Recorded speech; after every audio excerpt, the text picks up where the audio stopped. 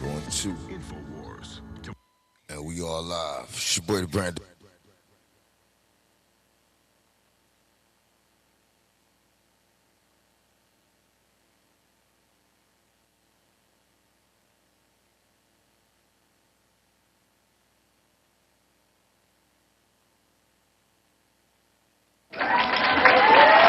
Become stronger, more successful, and more prosperous than ever. We have to defend that culture and rediscover the spirit that lifted the West from the depths of the Dark Ages to the pinnacle of human achievement. We live in an incredible, changing period. It's an unbelievable time, but we have to take advantage of the time that we're in. In our hands are technologies that our ancestors could scarcely have. I mean, they couldn't have even dreamt some of the things that we see today. And so rapidly they're produced. I mean, AI, 2 years ago, nobody ever heard of the term, and now everybody's talking about it. And it can have some very good purpose. It could also have some dangerous purpose, and for that we have to watch out. But some tremendous things are happening because of it. And we're leading by so much. We're doing so well. But opportunities that are bigger and grander than ever before in human history are right before us. Yeah, it's your boy Dabrand knows. As you know. Well, we have lived to see it. Trump. Right now it is 7-11. 7-11. It's 7-11. Time to get up and out the door. So I hope you got your coffee, your bagel, your tea, granola bars. Let's get into some very, very important news. And then stop and start. It would take probably 3 hours. Let's get into it. And analyze each piece of what he said. Have a blessed and grand day. This was not rhetoric. Brando. This was 1776 worldwide. My plan.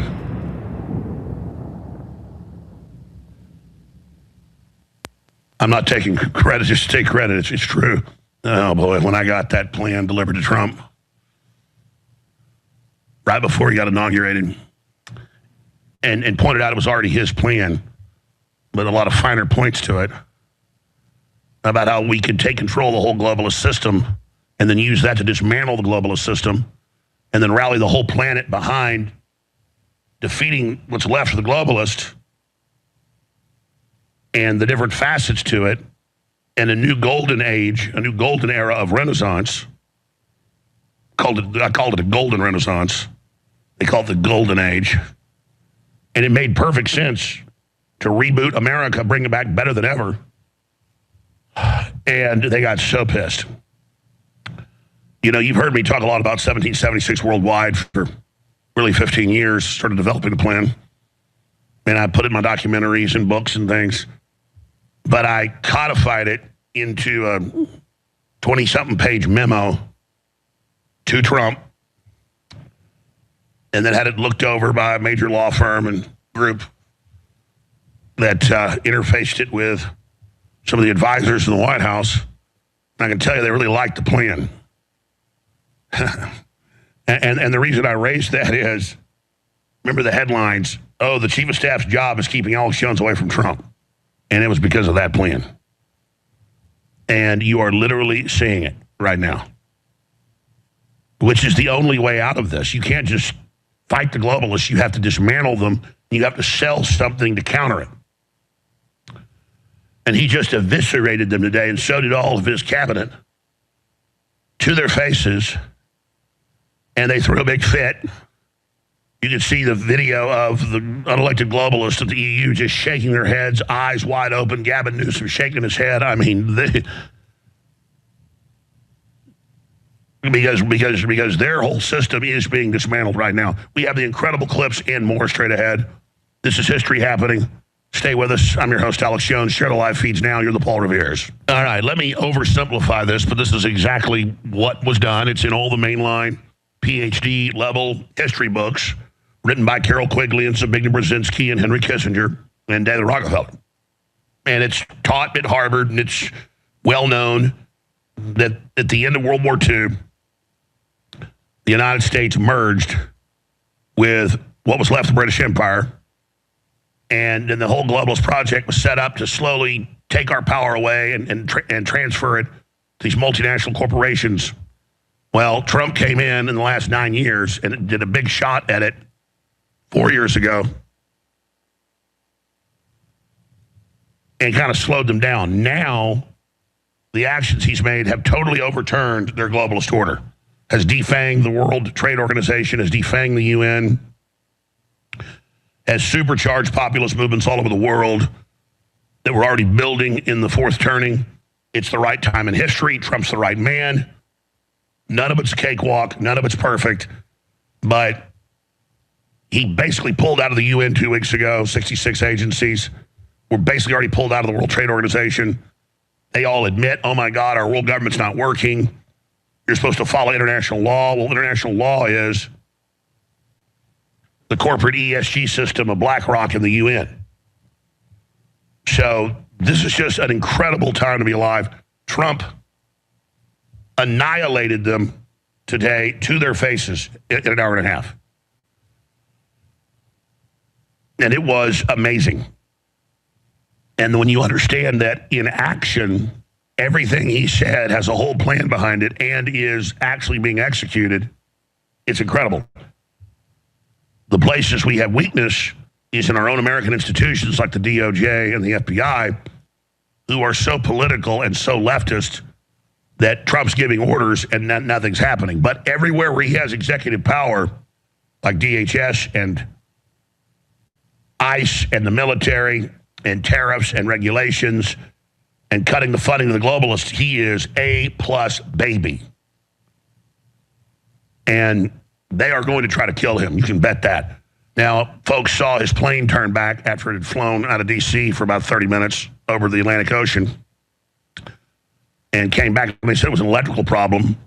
People said, oh, no, they tried to kill him and all the rest of it. I've called 2 people that were on Air Force One, and they said, no, it was a technical problem, and that's why they've got 2 of them, and the plane's like 40 years old, and they are pieces of crap.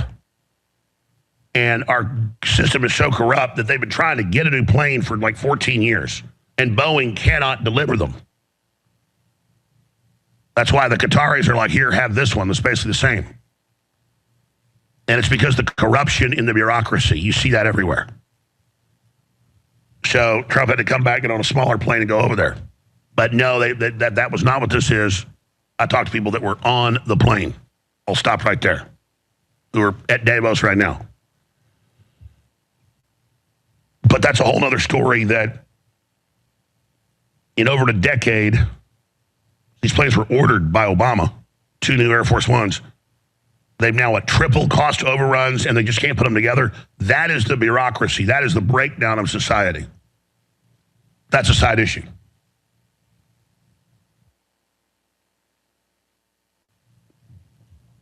I mean, Trump's talked about just going back and using his own plane. The problem is Air Force One has anti-missile systems on it, the flares and all the rest of it. It does have a lot of high-tech equipment on it. It's just that the plane is extremely old. And they've already tried to retrofit it, and it's not working. But let's move away from that for now. That's why Trump's so pissed off about the planes. Now, everyone should just sit back, in my view, and just have a moment of appreciation to God that humanity has a fighting chance right now, because under the Great Reset, under Agenda 2030, under the Rio de Janeiro treaties, they literally plan to lock us in our houses the majority of the time under social credit scores, control everything we do with a smartphone, forced injections, total brainwashing of our children, bug protein, banning all beef, banning the average person ever going on vacation. I mean, it is a hell world, okay? Total feudalism, high-tech slavery. And Trump is saying this isn't popular, it's stupid, it's dumb, the world doesn't want it, we're not going to do it. And he called on the world to follow the U.S. example of getting out of the globalism, to get out of the New World Order, to get back to real economies for people. He told Larry Fink to his face, how dare you buy up all the single-family homes and jack up prices? Homes are for families, not for you. And he signed the order banning them doing that. And he's just every day doing something devastating to them. Oh, sorry, big tech. You're going to pay for the data centers. You're going to pay for the power plants. You're going to pay a premium for the energy. We're giving you plenty of investment, the hotspot for this, but you're not going to cut power consumption, give blackouts and brownouts to the public, and make them pay more and you get a discount. You will pay more because you're being subsidized. It's every day. And the globalists, I've been telling you, like, this whole thing in the future about energy for computers versus us. Humans go first. Humans, this is built for us. And I was talking about that a year ago, saying that'll be the upcoming fight, is the energy battles over this AI rush. And the fact we got to put our foot down now and say the left tells us cows are bad because they fart and coal power is evil because it puts out carbon dioxide and water vapor, which is great for the earth. And we're all evil and our breathing's bad. But, AI, it can have 100 times the power we get. I mean, that's what Eric Schmidt says, that by 2040, AI needs 100 times the power now produced on Earth. Because it's the new species. It's the thing. We're just the booting process. We just launch this new entity, this new consciousness. That is the religion of the transhumanist at Apple, at Google, at Microsoft. That is their religion. This is a cult. Elon Musk is not in that cult. And he said that and exposed that, but you can read their own writings. So Trump went in there and just down the line repudiated them to their faces. He then went on to explain, we need Greenland for anti-missile defense. And we've got maps, and he showed maps, and we'll go over the maps, that if our interceptors are fired from CONUS, that's the contiguous U.S., that it makes them much less effective, and it makes them much more expensive. They've got to have a larger boost capacity, and they get there a lot slower. If they're in Greenland, that's part of North America, it is a massive boon for our defense. And then separately, with all the resources, the Arctic seaways, all of it. And China and Russia are moving in big time. So this is what you do when you're America first. This is the reality. He said, listen, we've paid for the whole world. We built you all up after World War II. You'd always speak in Japanese and German right now if we didn't do this. There's 40,000 people in Greenland. All we're going to do is develop it for them. We need you to get out of the way because the EU is now allied with Communist China. Carney admits that's the new alliance, is Canada, New Zealand, Australia, the EU, and the UK behind the scenes with China. And Trump's like, Panama Canal, thank you. Venezuela, at least control of it, thank you. Cuba's a big missile base for the Chinese now. So this is the end of the UN and the globalists being in charge of their UN treaties and their virus releases and all that. Trump knows it all now. He finally gets how bad they are. He finally gets 1776, 2.0 global, soft power. Ideologically, people are going to line up behind us. They already have on the trade deals. Trump is succeeding on every front. And the Europeans flipped out so bad today that before his speech was even done, the last 10 minutes, he did an hour and a half, they pulled out of the trade deal they did with Trump. That was way more fair that Trump had negotiated. And that's okay. He'll put pressure back on them. We have all the cards. They'll come back crawling. But he needs to just cut all Ukraine funding. He needs to start cutting their intelligence. That is our U.S. direction and control of all these smart weapons. We still held all the cards, but we were being positioned to have none of the cards. And Trump, at the last minute, we did. The American people got him in at the last minute. We understood the globalism. We understood the totalitarianism. We understood we couldn't just lay down to this. First, we had to expose the private, unelected global government and its big think tanks and its public-private partnerships and the actual controlling corporate arm of the UN, the WEF, which 4 years ago officially merged with the UN. We had to expose their think tanks like Club of Rome and others. We did. We had to educate the public about this international corporate government and how it's anti-human and evil. We did. You did. And we had to get our populist movement into position and get people into position that would fight it. And then Trump learned that indeed his first 4 years, it really was the globalists. It really was the New World Order. Trump understood some of it. It was still a talking point from Stephen Miller and Steve Bannon, who did know. But then Trump realized with the administration, oh, this is all 100% real. These people really are out to destroy Europe and are anti-white and all this other stuff, and they really want to do this. Well, that's terrible. And so now he's been baptized in fire. And now, you see, by the very nature of Europe with China rising up against what's left of the West, it forces the confrontation, which I've always explained thousands of times. I'm betting on you. I believe when they try to sell this tyranny, when they go into their final phases of the takeover, when they tell you you're going to eat the bugs, you'll own nothing and be happy, and we're going to lock you in your house and social credit scores and cut your son's penis off, that people would finally stand up. There'd be enough of a populist movement here and around the world to get beachheads. And then when the enemy counterstruck with censorship, control, economic warfare, people would get even more pissed and go, yep, that's the fight.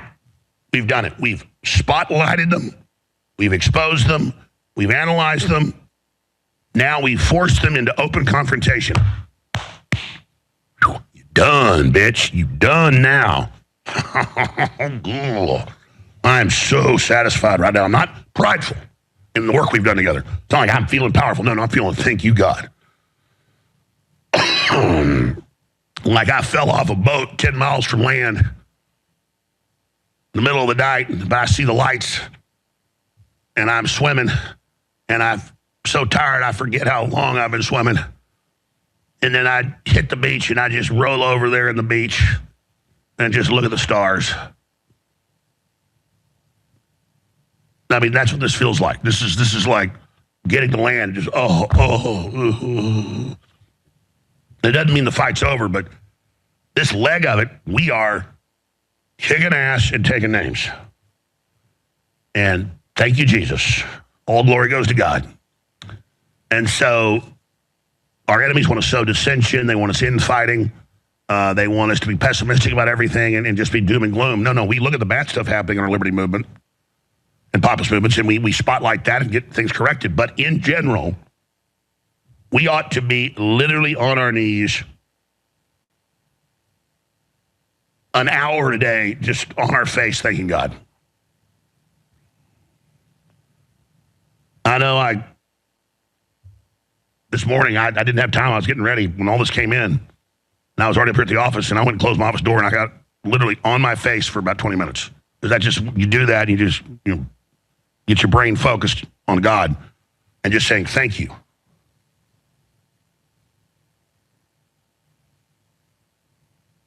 And I'd still be there on my face right now, thanking God.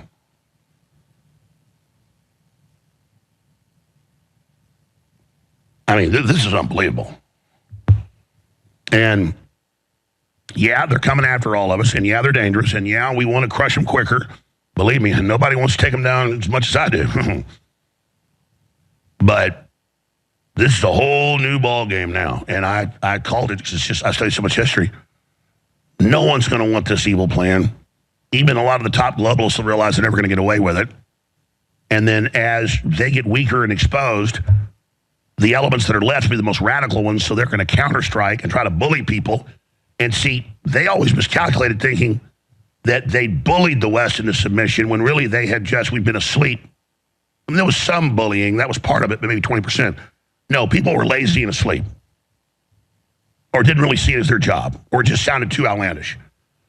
Now people on average are awake, and now you're trying to bully them And people are like, I'll just roll my sleeves up then and come after you politically, culturally, economically. And if you want to keep going physically. So just keep trying to push us around, see how it works out for you. Because I've said it 1,000 times at least or more. Their final phases, people will know it's them. They'll remember we told them exactly how they were going to do it. And their arrogance admitting it. And then when they try to come in with censorship, control, cutting off the resources to get us in line, that's just going to piss people off even more. And then you come after Trump, you come after his family, you come after his administration, you come after his supporters with all these governments. And then to his face, oh, we love you, Mr. Trump. Vander Layden and all of them, and then and Starmer. But behind the scenes, they're just viciously attacking. And Trump's like, I'm done. So he marched in there today, and so did all his surrogates, and tore them new patooties. I mean, those globalists are walking around with new assholes today. And it was the rubbing it in, too. Like, we're doing this, we're doing that. I'm trying to unify the world behind stopping your corporate central tyranny. We're going to build a world for people. We're going to get rid of your loan sharking. We're going to get rid of your scams. We're going to open it up to build family homes. We're going to lower energy prices. We are going to stop your monopolies. And then meanwhile, the globalists are like, yeah, everybody hates us. Everybody's out to get us. Yeah, we want public trust. We're sorry. Yeah, we were too totalitarian. Oh. So I played so many clips yesterday of them admitting, oh, God, everybody hates us. Today it was even more intense. Yeah, these people are scumbags. So let's start getting to the clips or I'll never get to them. I mean, I got like 40 of them. And just on every subject, it's just powerful. And I was watching the video again, and we've got clips of Newsom while Trump's talking. He's just like he's having an exorcism or something. He's like, and the other ones are like, because I mean, they know, and the fact that they hate him so much. Holy Spirit already tells me to support Trump. I can intellectually look at it and say he's light years better than them, of course. But just watching these scumbags flip out while he talks and how demonically angry they are tells me I'm doing exactly what I'm supposed to be doing. We are the underdogs. We're taking on the globalists. And Trump is literally trying to rally the world around this, and it's going to happen. This is spectacular. All right, let's show him arriving this morning, and then let's show he gets a standing ovation.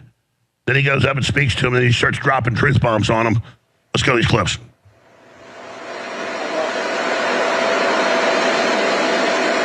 And this is Trump arriving. The main airport outside Davos. Then he gets on a Black Hawk and flies off to it. It's up on top of a mountain where the Bond villains like to meet.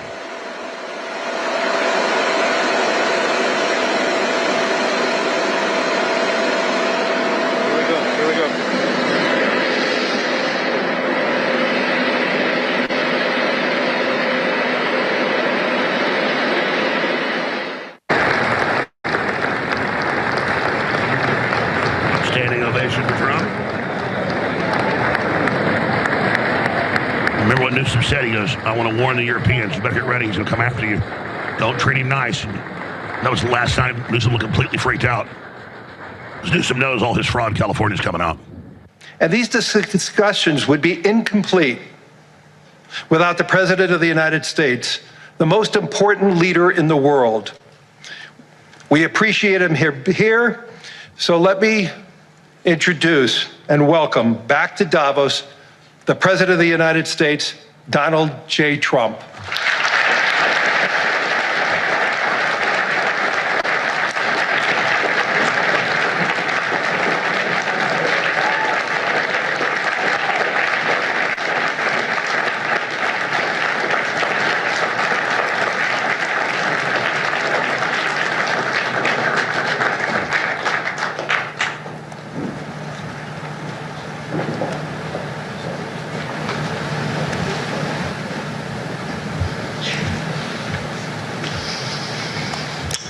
Well, thank you very much, Larry. It's great to be back in beautiful Davos, Switzerland, and to address so many respected business leaders, so many friends, few enemies, and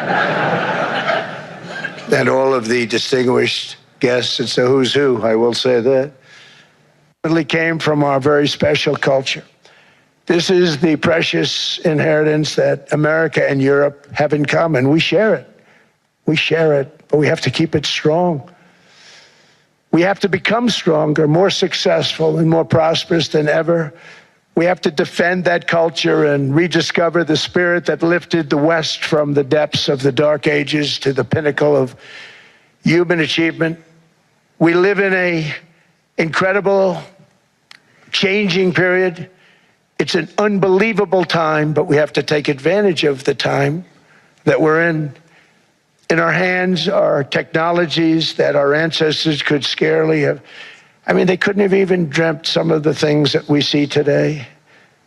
And so rapidly they're produced. I mean, AI, 2 years ago, nobody ever heard of the term, and now everybody's talking about it. And it can have some very good purpose. It could also have some dangerous purpose. And all right, let's stop right here. We're going to go to break here in a moment. Now, the real meat and potatoes is when we come back. And now they're bringing me more powerful clips. The Treasury Secretary got up and said, Governor Newsom has destroyed California. He is Patrick Bateman 2.0. He's an absolute scumbag. I mean, this is gold. Take the gloves off. Identify the globalists as the scourge, as the criminals, as the mafia, looting civilization with a plan to collapse it, transferring all the wealth to themselves in high-tech city-states. See, in the final phase of global government, everybody else has collapsed. You've got regional city-states that are high-tech above the law. You're like, wait, that's Hunger Games. Yeah, that's art imitating life. There are documents from the UN, Club of Rome in the 60s, describing literal Hunger Games society with gladiatorial games, everything. But the general public doesn't even have electricity. That's what they want. That's what they're setting up. We'll be right back. That's a documentary. I reckon a lot of you know I've been on the air for a long time, and we've done quite a few things here. And I've had a lot of different ways that I tried to continue on our mission. So I want to tell you about a begging right here. This is a limited edition knife. We just came out with it a couple days ago. And well, some people call it a sling blade. I call it a Kaiser blade.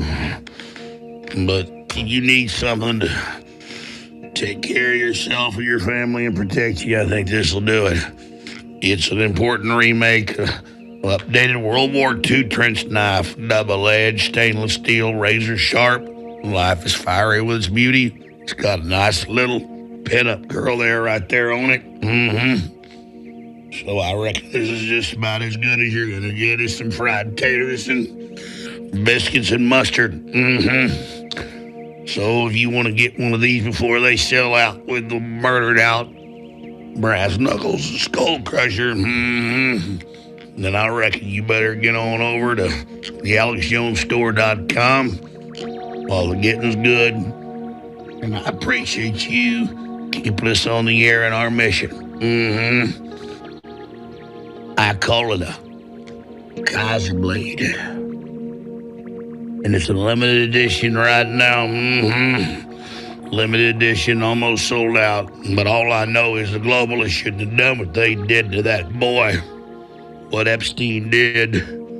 So all I can say is they're going to have the Lord to deal with. But I just know you want this knife. It's selling out quick at thealexjonesstore.com. And I thank you for your support. The United States of America is retaking its sovereignty from the globalists. And in our hemisphere, all the infrastructure and things we financed, Trump is simply taking. Because if we don't, the communist Chinese will. That is the reality of where we are. The globalists want you poor. They want you austere. They want you eating bugs. And if you even think about the short term, it is night and day what Trump is doing. You bet I'm excited about this. And exposing their corrupt, evil global government to their face. I'm going to get to those incredible historic clips. Gavin Newsom being hit with multiple flamethrowers politically. And they don't know what to do because no one's ever really attacked back. No one's ever really said, you're a crook, you're a total fraud, you're a gang, you're part of an international crime syndicate. And so Trump gets up there and shakes their hands and then gets up on the stage and just destroys them. I want to recognize the viewers and listeners, the men and women in the arena that have supported this broadcast, that have amplified this broadcast. Without you, we wouldn't have been here. And it is a fact, recognized by the bad guys and the good guys, that in the 32 years of myself on air, 28 years of InfoWars, none of this would have happened at this scale, anywhere near it, if it wasn't for this broadcast and the films, the books, the reports, what we've all done, our guest, this operation. And all of the temporal credit goes to you, the supporters, because we've got a will to fight. We care about freedom. We hate tyranny. But myself, my crew, my journalists, my reporters, we couldn't have done it without you. So temporally, that means of man, of this world, you are incredible, and I salute you from the bottom of my heart. Now, God works through all of us, so at the end of the day, all glory goes to God. And so I'm extremely humble, extremely thankful, and I told you decades ago that this permutation of the New World Order is going to be defeated. And that gives us a societal respite, whether it's decades, whether it's 100 years, I'm not sure. God gave me the basic imprint of the idea. I've been telling this for 28 years, to get us ready for the real satanic assault that's coming. And we've got all the problems with AI and all the evil that's already in culture. It's not that evil's defeated, but this major open move towards the mark of the beast, towards the total control grid now is being exposed, is being hamstrung. And the education of the public about what's happening and the awakening to the tyranny is just explosive. And so it puts us on a good footing into the future. Because remember, this is all a test and God's watching. So I'm going to get to these incredible clips here in just a moment. But first, remember, I am in a constant war with the Democrat Party, the globalists, their operations coming after us, trying to shut us down, all the things they're doing. And we are countersuing them, all sorts of actions. That's how we're still here. But regardless, I need your support. We make it really easy to support with incredible products at our sponsor of thealexjonesstore.com. Because even if InfoWars gets shut down, they own and finance the Alex Jones Network and those studios, the bigger studios that are being built. And they've launched so many great new products, I haven't even had time to get into them all. They are really kicking butt over there. Amazing supplements, the widest selection of Patriot apparel, some of the best designs. It's all there. And again, this is their idea. It's a great idea. It's got a nostalgia shirt in case they do shut down InfoWars. It's a fundraiser shirt normally, but this is free. Starting today, and just for a few days, every order placed at thealexjonesstore.com will receive a free T-shirt. And it's just a classic InfoWars since 1997. And that's what it's all about. And you get that free with any order. Some of the orders will obviously be a loss leader. You buy a $30 supplement, and these T-shirts cost like $15 to produce, so you can see what's happening there. Here's what makes this deal so incredible. There's no minimum spend limit. Literally every order placed will receive a free T-shirt. I'm not even sure, again, how they're going to make money on this, but it's their promotion. The deal ends Sunday, January 25th at midnight. The coordinates of this deal are Alex Jones Store, thealexjonesstore.com. Take action now. But listen, the real reason to do it is if you haven't gotten our methylene blue, we have the best. If you haven't gotten our Shilajit, we got the best. If you haven't gotten our bovine colostrum, we got the best. If you haven't gotten our Shilajit, these are all products that spend an hour on each one. You've seen the rave reviews. You've heard what happens with the guests when you take this stuff. If you want instant gratification of any, if you try one product, try ultramethylene blue. Because 99% of people feel it within 30 minutes. Energy with no letdown. Because it doesn't operate that way. But it's the long-term effects that are really powerful. But talk to your physician first, because it's not a game. You can have bad drug interactions with like SSRIs and things. So talk to your physician first. This is real, okay? People ask me all the time, oh, hey, your info is great, but is that are those supplements you sell, do those really work? Because there's this corporate media thing that supplements are a scam. Is that why you go to Whole Foods or anywhere and like a third of the building is supplements? No, God gave us all these herbs and compounds and things that do incredible things. I mean, turmeric, raw turmeric's known to be anti-cancer, anti-inflammatory, has a similar effect as, a couple of turmeric pills as Advil. Well, that's 4% turmeric. Ours is 95%. It's concentrated. The curcuminoid. When we went out and got 95% curcuminoid from the lab, no one had ever done it 6 years ago with bodies. Now it's the industry standard. Everybody's switching over to 95. When I started promoting atomic iodine, it's not radioactive, it means pure iodine on the periodic table, nobody was doing it. Now, a bunch of folks are trying it. So these are amazing products. They're either private labels of the top certified brands with the 5 stars and absolutely tested and loved, or if a private label, if a company won't let us private label something that's already a bestseller, we don't reinvent the wheel around here. We just go and have one of our big developer companies get the same ingredients and make it even better. And the folks at Bigley, they didn't go out and get a regular supplement supplier of methylene blue. I told them get the best.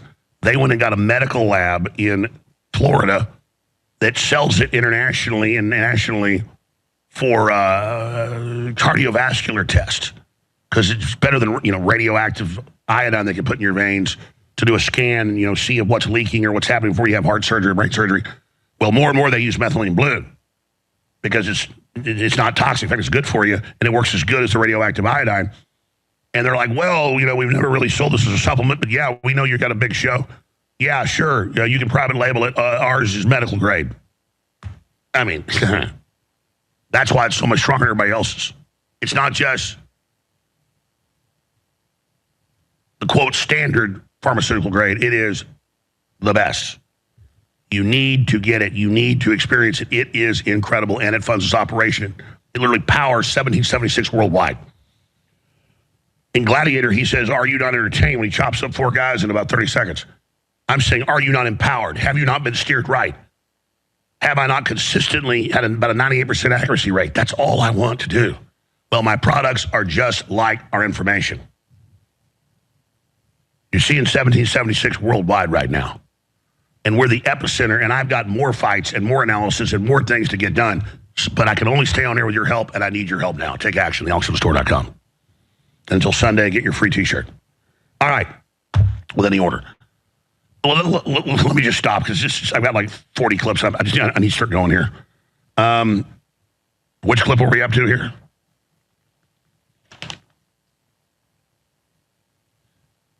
Yeah, your mic's not on. Go ahead.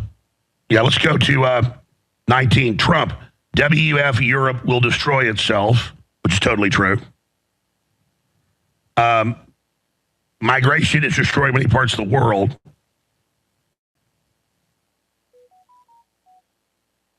And it just goes on from there. I mean, there's so many of these clips. Here it is. The United States cares greatly about the people of Europe. We really do. I mean, look, I am derived from Europe, Scotland and Germany. 100% Scotland, my mother, 100% German, my father. And we believe deeply in the bonds we share with Europe as a civilization. I want to see it do great. That's why issues like energy, trade, immigration, and economic growth must be central concerns to anyone who wants to see a strong and united West. Because Europe and those countries have to do their thing. They have to get out of the culture that they've created over the last 10 years. It's horrible what they're doing to themselves. They're destroying themselves. These beautiful, beautiful places. We want strong allies, not seriously weakened ones. We want Europe to be strong. And I love Europe, and I want to see Europe go good. but it's not heading in the right direction. In recent decades, it became conventional wisdom in Washington and European capitals that the only way to grow a modern Western economy was through ever-increasing government spending, unchecked mass migration, and endless foreign imports. The consensus was that so-called dirty jobs and heavy industry should be sent elsewhere, that affordable energy should be replaced by the Green New Scam, and that countries could be propped up by importing new and entirely different populations from faraway lands. This was the path that Sleepy Joe Biden administration and many other Western governments very foolishly followed, turning their backs on everything that makes nations rich and powerful and strong.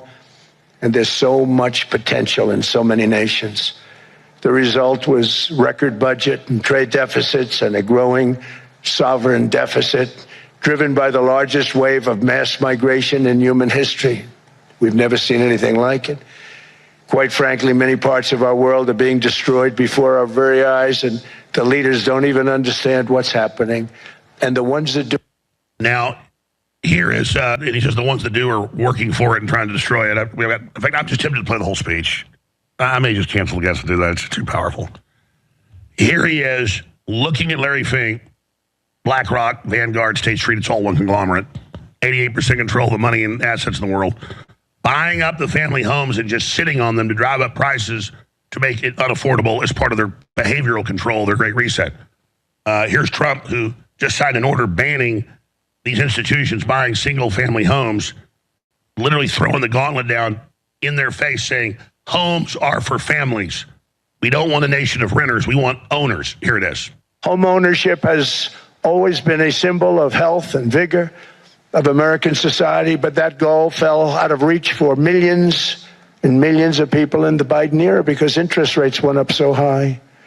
Today, I'm taking action to bring back this bedrock of the American dream.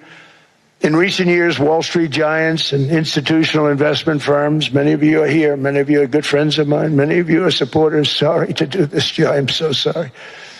But you've driven up housing prices by purchasing hundreds of thousands of single-family homes, and it's been a great investment for them. Often as much as 10% of houses on the market. You know, the crazy thing is a person can't get depreciation on a house, but when a corporation buys it, they get depreciation. Okay, that's something we're going to have to think about too. I don't know if too many people think about that. You buy a corporation, they buy 500 houses. They buy hundreds of thousands. They buy 500 houses. They can take depreciation. A person sweats and works and buys one house, they can't. But homes are built for people, not for corporations, and America will not become a nation of renters. We're not going to do that. That's why I have signed an executive order banning large institutional investors from buying single-family homes. It's just not fair to the public. They're not able to buy a house. And I'm calling on Congress to pass that ban into permanent law, and I think they will. And what Trump does is genius. He sets up a climate for the corporations to make record profits, but it helps everybody and empowers the little guy. Let's put up Drudge again.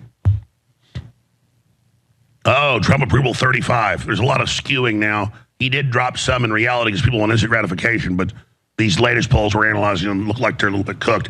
But it doesn't matter. He knows he's doing the right thing on a kamikaze mission against the globalists. Now, here's Trump explaining why he wants Greenland. He went on a long time about it. Without us right now, you'd be speaking German and a little Japanese, perhaps. And that ties into, we want peace, a piece of ice for world protection. We've never asked for anything. Well, here's what he had to say. Here it is. And then after the war, which we won it big. Without us, right now you'd all be speaking German and a little Japanese, perhaps. After the war, we gave Greenland back to Denmark. How stupid were we to do that? But we did it. But we gave it back. But how ungrateful are they now? So now our country and the world face much greater risks than it did ever before because of missiles, because of nuclear, because of weapons of warfare that I can't even talk about. 2 weeks ago, they saw weapons that nobody ever heard of. They weren't able to fire one shot at us. They said, what happened? Everything was discombobulated. They said, we've got them in our sights. Press the trigger, and nothing happened. So we want a piece of ice for world protection, and they won't give it. We've never asked for anything else, and we could have kept that piece of land, and we didn't. So they have a choice. You can say yes, and we will be very appreciative, or you can say no, and we will remember.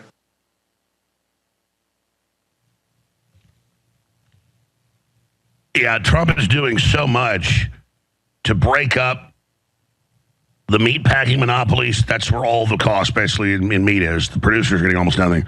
He's breaking up the energy monopolies. He's breaking up the medical monopolies. He's got Kennedy just basically banning all the poison shots, everything else. I mean, it's wild, folks. And I guess he's speaking again live right now. Back it up then to the start. Good God. But I want to show you something from Jack Posobiec, which is dead on. This is what Trump, because he flew over there with Trump. He knew this was coming in the speech, put it up before he spoke. It's all Golden Dome, folks. You want to have the missiles right here. You already got them in Alaska and got them in Hawaii, but you got to have them spread out in different spots. You can't defend Konus from the main Chinese or Russian attacks because you're going to fire over the pole. It's just 3 times further to go around the equator. So it's a fast hop with an ICBM or other system up and over, or submarine launch, you name it. You need to have these things spread out. And so that's what this is all strategic. Monroe Doctrine, as President Trump said, he said, we've been doing this for 200 years. I'm telling you, Thomas Jefferson would have done the same thing. So that is the reality. Let's go to Trump right now and see what he's saying right now. But we have an audience. I recognize so many. I know so many. We have the king of soccer, the king of sports over here, Johnny.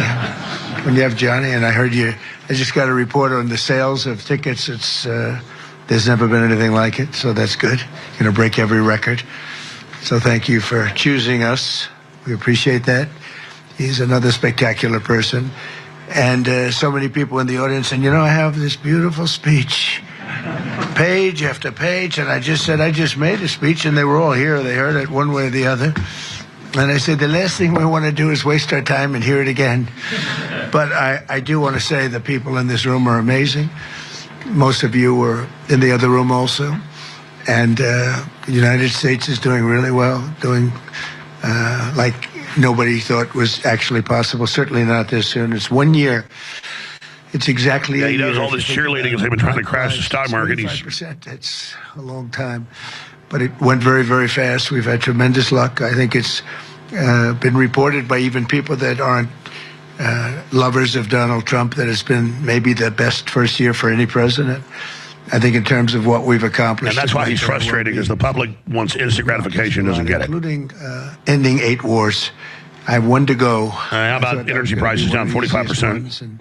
It's turning out to be one of the tougher ones, but you heard me say before, 25, and all of you that bitching me, like, oh, God, all you do is kiss Trump's ass, you understand we'd have Kamala Harris and be totally screwed right now.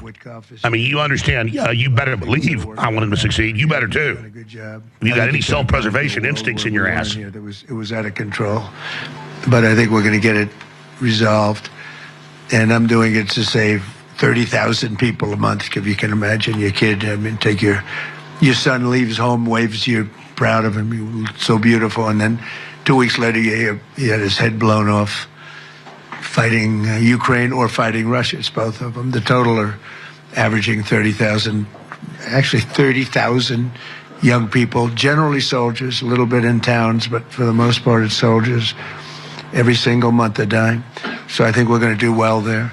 But we have Scott Bessent, who everyone knows, and Howard Lutnick, and these guys are doing a fantastic job with what we're doing.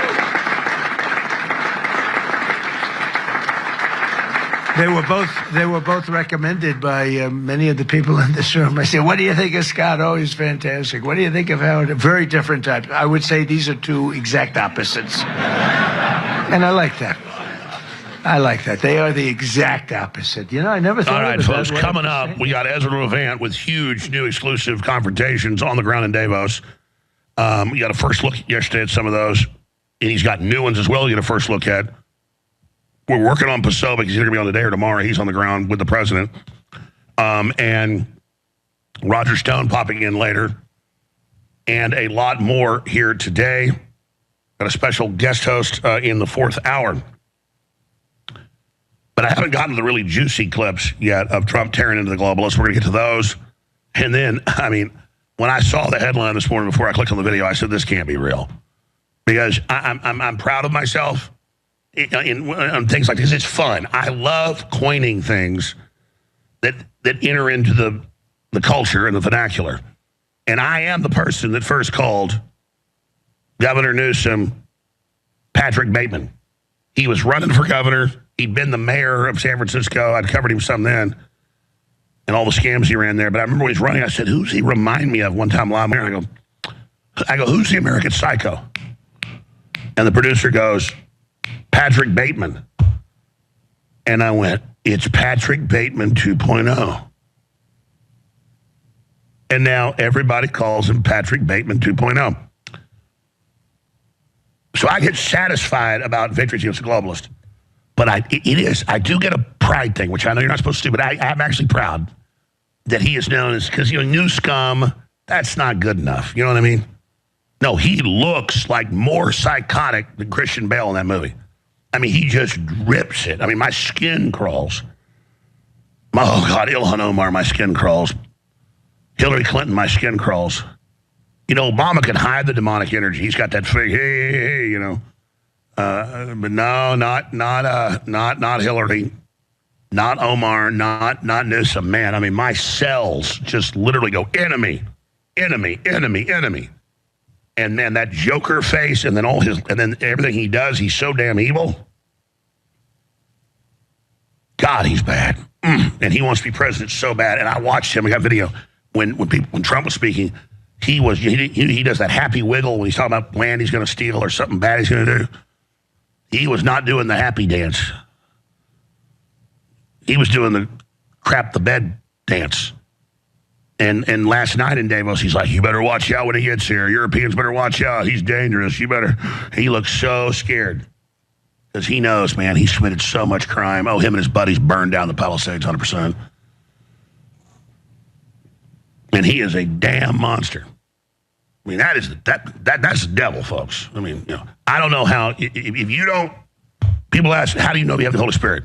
If you got any Holy Spirit, when you look at Governor Newsom, if you don't have your skin crawl, there's something wrong with you. And, it makes it funny to show Patrick Bateman photos. The real photos of him are way scarier now. Yeah, let's just look at some real photos of him.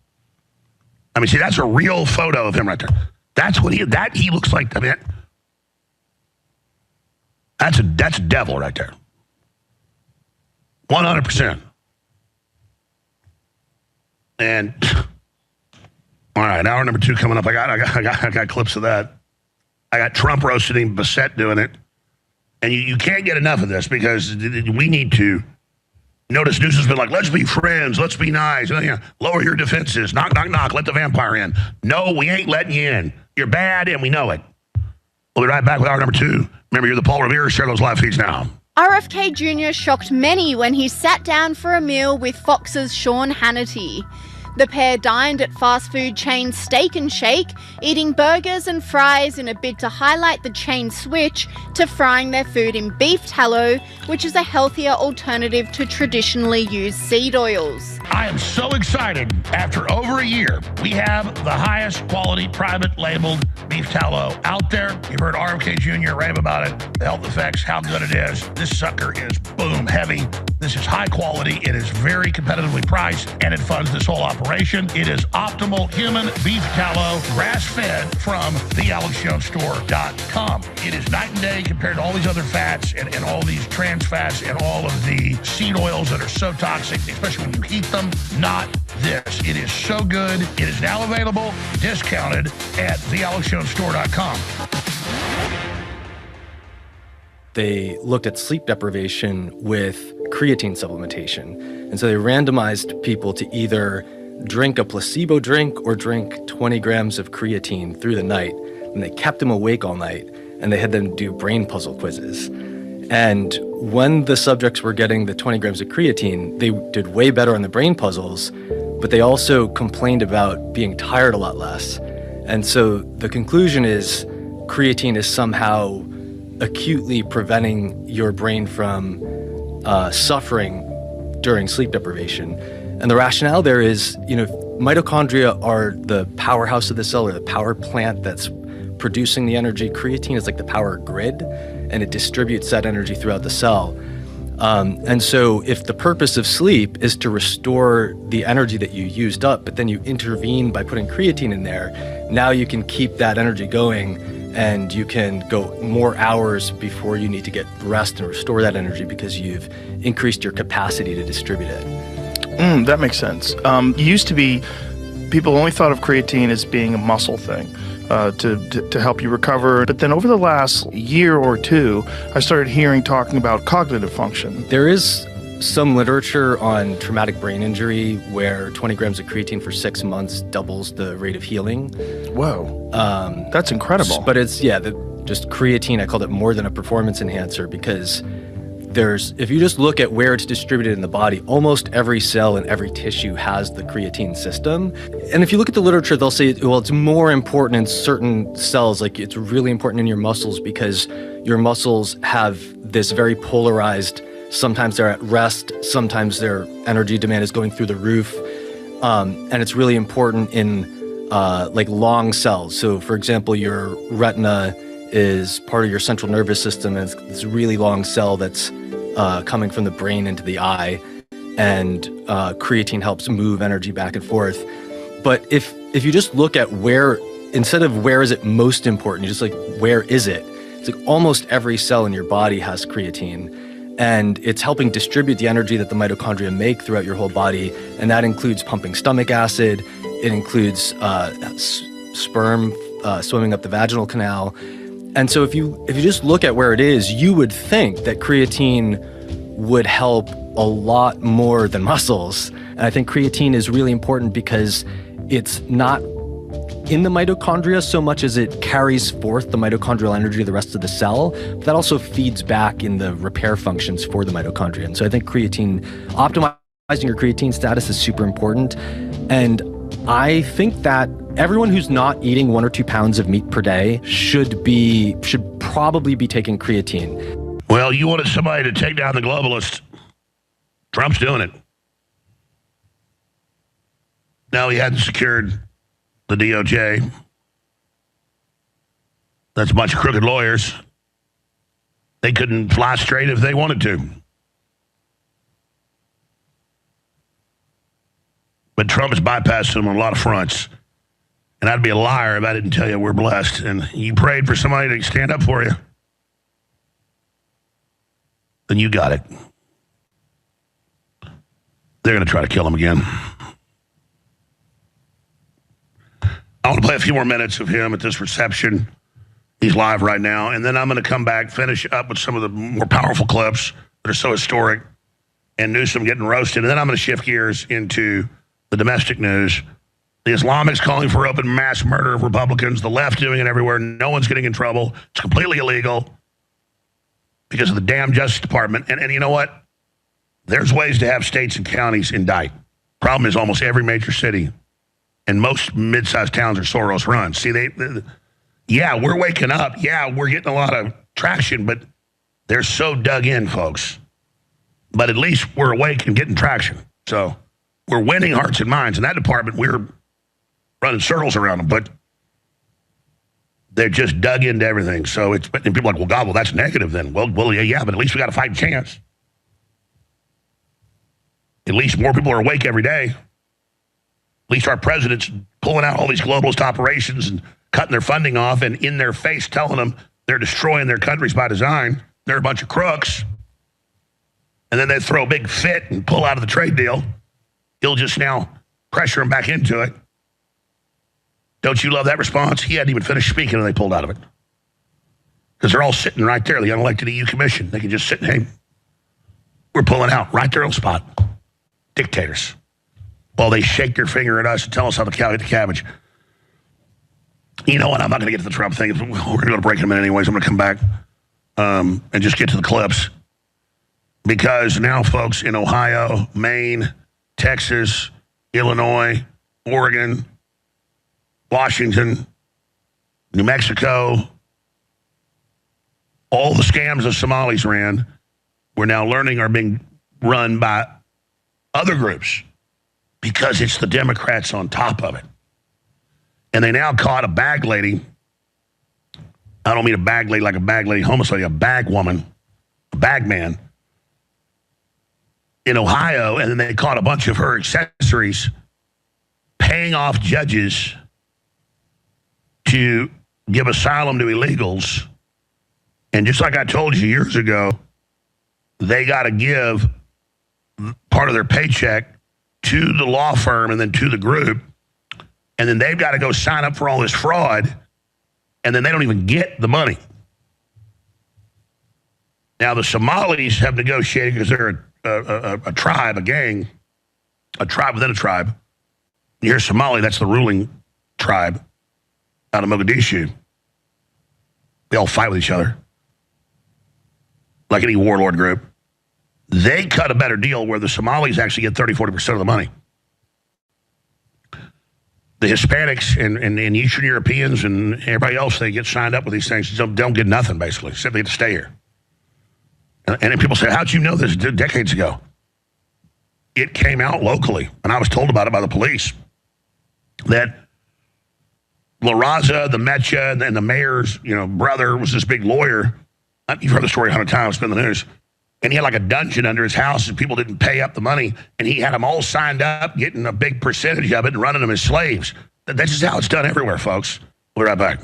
So, Patrick Bateman, American Psycho 2.0, a little firebug that burned down the Palisades.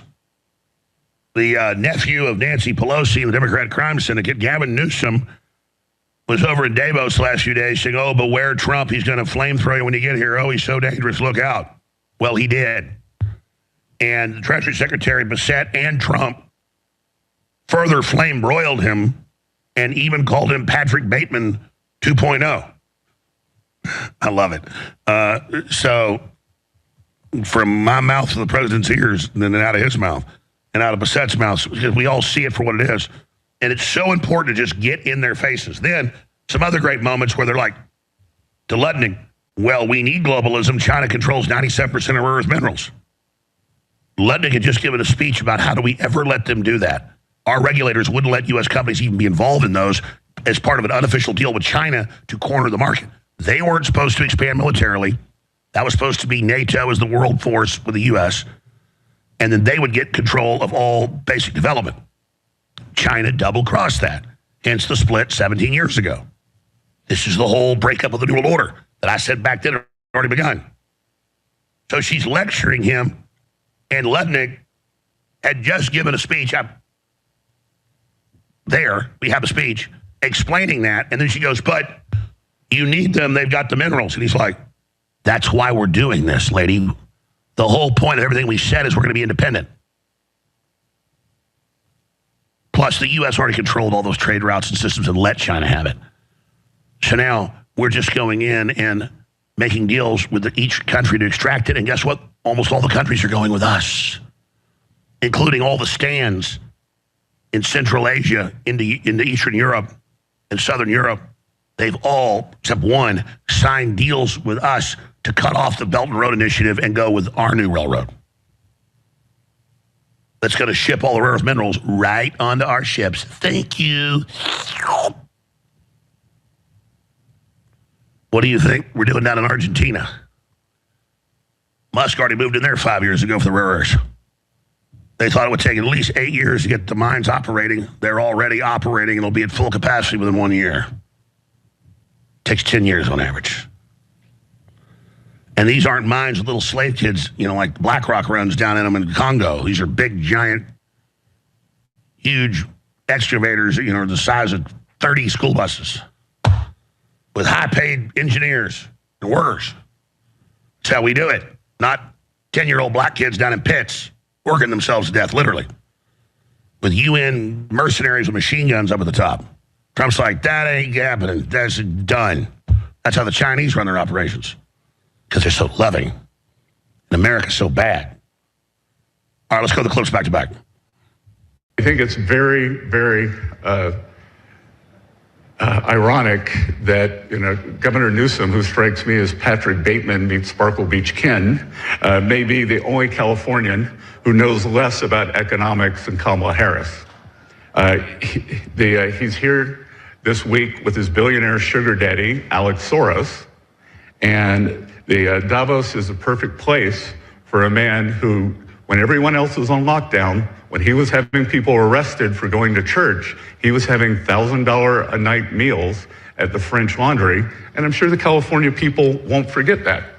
And I can tell my message to Governor Newsom is the Trump administration is coming to California. We are going to crack down on waste, fraud, and abuse.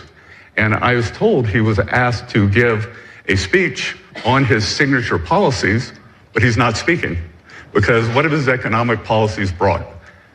Outward migration from California, a gigantic budget deficit, the largest homeless population in America, and the poor folks in the Palisades who had their homes burned down. He is here hobnobbing with the global elite while his California citizens are still homeless. Shame on him. He is too smug, too self-absorbed, and too economically illiterate to know anything. Thank you very much. Let me know if you need any further clarification. Gavin's a good guy.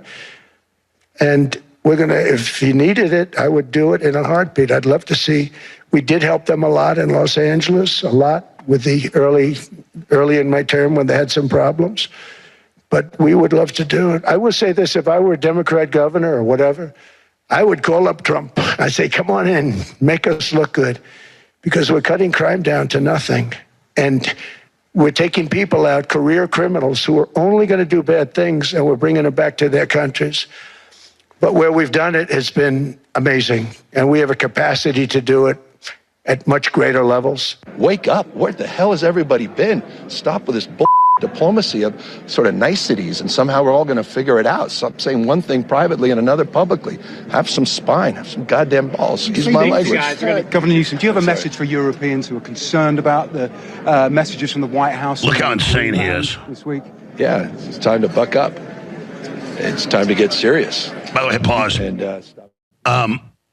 I've known a lady for about 10 years, I'll leave it at that, who worked in the mayor's office directly for him. And she's been about 2 inches away from talking about it. And if and when he does run for president, she's probably going to come on the show. And I told her, I was out in California a while back, about a year ago, there with my daughter and Rob Dew covering Bohemian Grove, and she lived nearby. So we're talking to her, and she was just like, yeah, it's bad. But, I mean, he is what he looks like. I mean, he is a psycho. And at least back then, falling down drunk by noon many days on all sorts of drugs and just literally just, well, you can imagine. Let's just say he's Bill Clinton 2.0. And that shows how fully compromised he is as well. All right. Let's go back to a little bit more of him. Here he is. Time to stand tall and firm, have a backbone. I've seen this in the United States, the supine Congress playing both sides, saying one thing on a text or a tweet and another publicly. It's time to have principle. It's time to stand tall and strong. It's time to stand united. You make that determination. I don't make that determination. He's definitely collectively. I can't take this complicity. People rolling over. I should have brought a bunch of knee pads for all the world leaders. I mean, handing out crowns and this is pathetic. Nobel Prizes that are being given away. I mean, it's just pathetic. And I hope people understand how pathetic they look on the world stage. I mean, at least from an American perspective, it's embarrassing. So what should Europe do? You should decide, the Europeans should decide for themselves what to do. But one thing they can't do is what they've been doing. All right, let's stop right there. Played. With Trump and the gold aesthetic, it's not really my style. But in general, Trump sees bad neighborhoods, things falling apart, parks messed up. He wants everybody to do well. They can't build an ice rink for 5 years. They're such idiots. He pays for it, builds it in like 2 months. He wants to get stuff done to a neurotic point of like, everything's going to be organized, everything's going to be nice, everything's going to be good. Isn't that what you want rather than the other thing? But as for, the Koreans gave him a crown. Have you looked up, because they register the stuff, what presidents are given? Every time our presidents go to Japan or South Korea, they give them a crown or a sword. Every time they go to Saudi Arabia, they give them that. They've got piles of them. Remember when Trump famously, the prime minister dumped all the food into the fish? The media cropped it to show him dumping it and saying he did it wrong. Then we got the wide shot. He copied the prime minister. It's games, people. They just never made a big deal about them giving him crowns and swords and, gold Fabergé eggs. But you can go find all that going on. And then they misrepresent with these snapshots is how they do it. One more clip. We're going to Roger Stone with big news. Here's Ludnick. 90% of your minerals come from the U.S. China. Low IQ UK Chancellor Rachel Reeves tells Secretary Ludnick that America needs globalism in China for minerals, as the WEF just embarrassed her. Now, Ludnick yesterday and today gave speeches about we can't be dependent. We've got to get back control. That's why we're doing this over rare earth, semiconductors, things like that. That's his point. We can't be dependent on our enemies, and we're making deals right now to go directly to the sources that China had made deals with to cut them off, and it's happening. We're winning this thing. But when you see the level of ignorance of these people, she just made his point for him. She doesn't even understand what he's saying. Here it is. 90% of your critical minerals at the moment come from the US, from China. You need to wean yourself off those. Sure. Yeah, but you won't be able to do that without the help of Canada and Australia and other countries. And so for all of your strengths, we do also need to think how we can preserve some of the things that the US has benefited from in the NATO alliance and the Western alliance. Yeah, an alliance that's deindustrialized us and has our enemies surrounding us. I am extremely impressed by Trump at Davos. I'm extremely impressed by Bassett, by Ludnick, by all of them. Trump is on this populist streak of banning over 10% credit card interest rates, banning the mega corporations buying up the single-family homes, Kennedy pulling all the poisons out, banning most of the shots, pulling thimerosal out, 96% shutdown border, 20 trillion investment pledge, 9 trillion already here. You fly up in a plane around the country, especially in the South, there are just factories and stuff being built everywhere.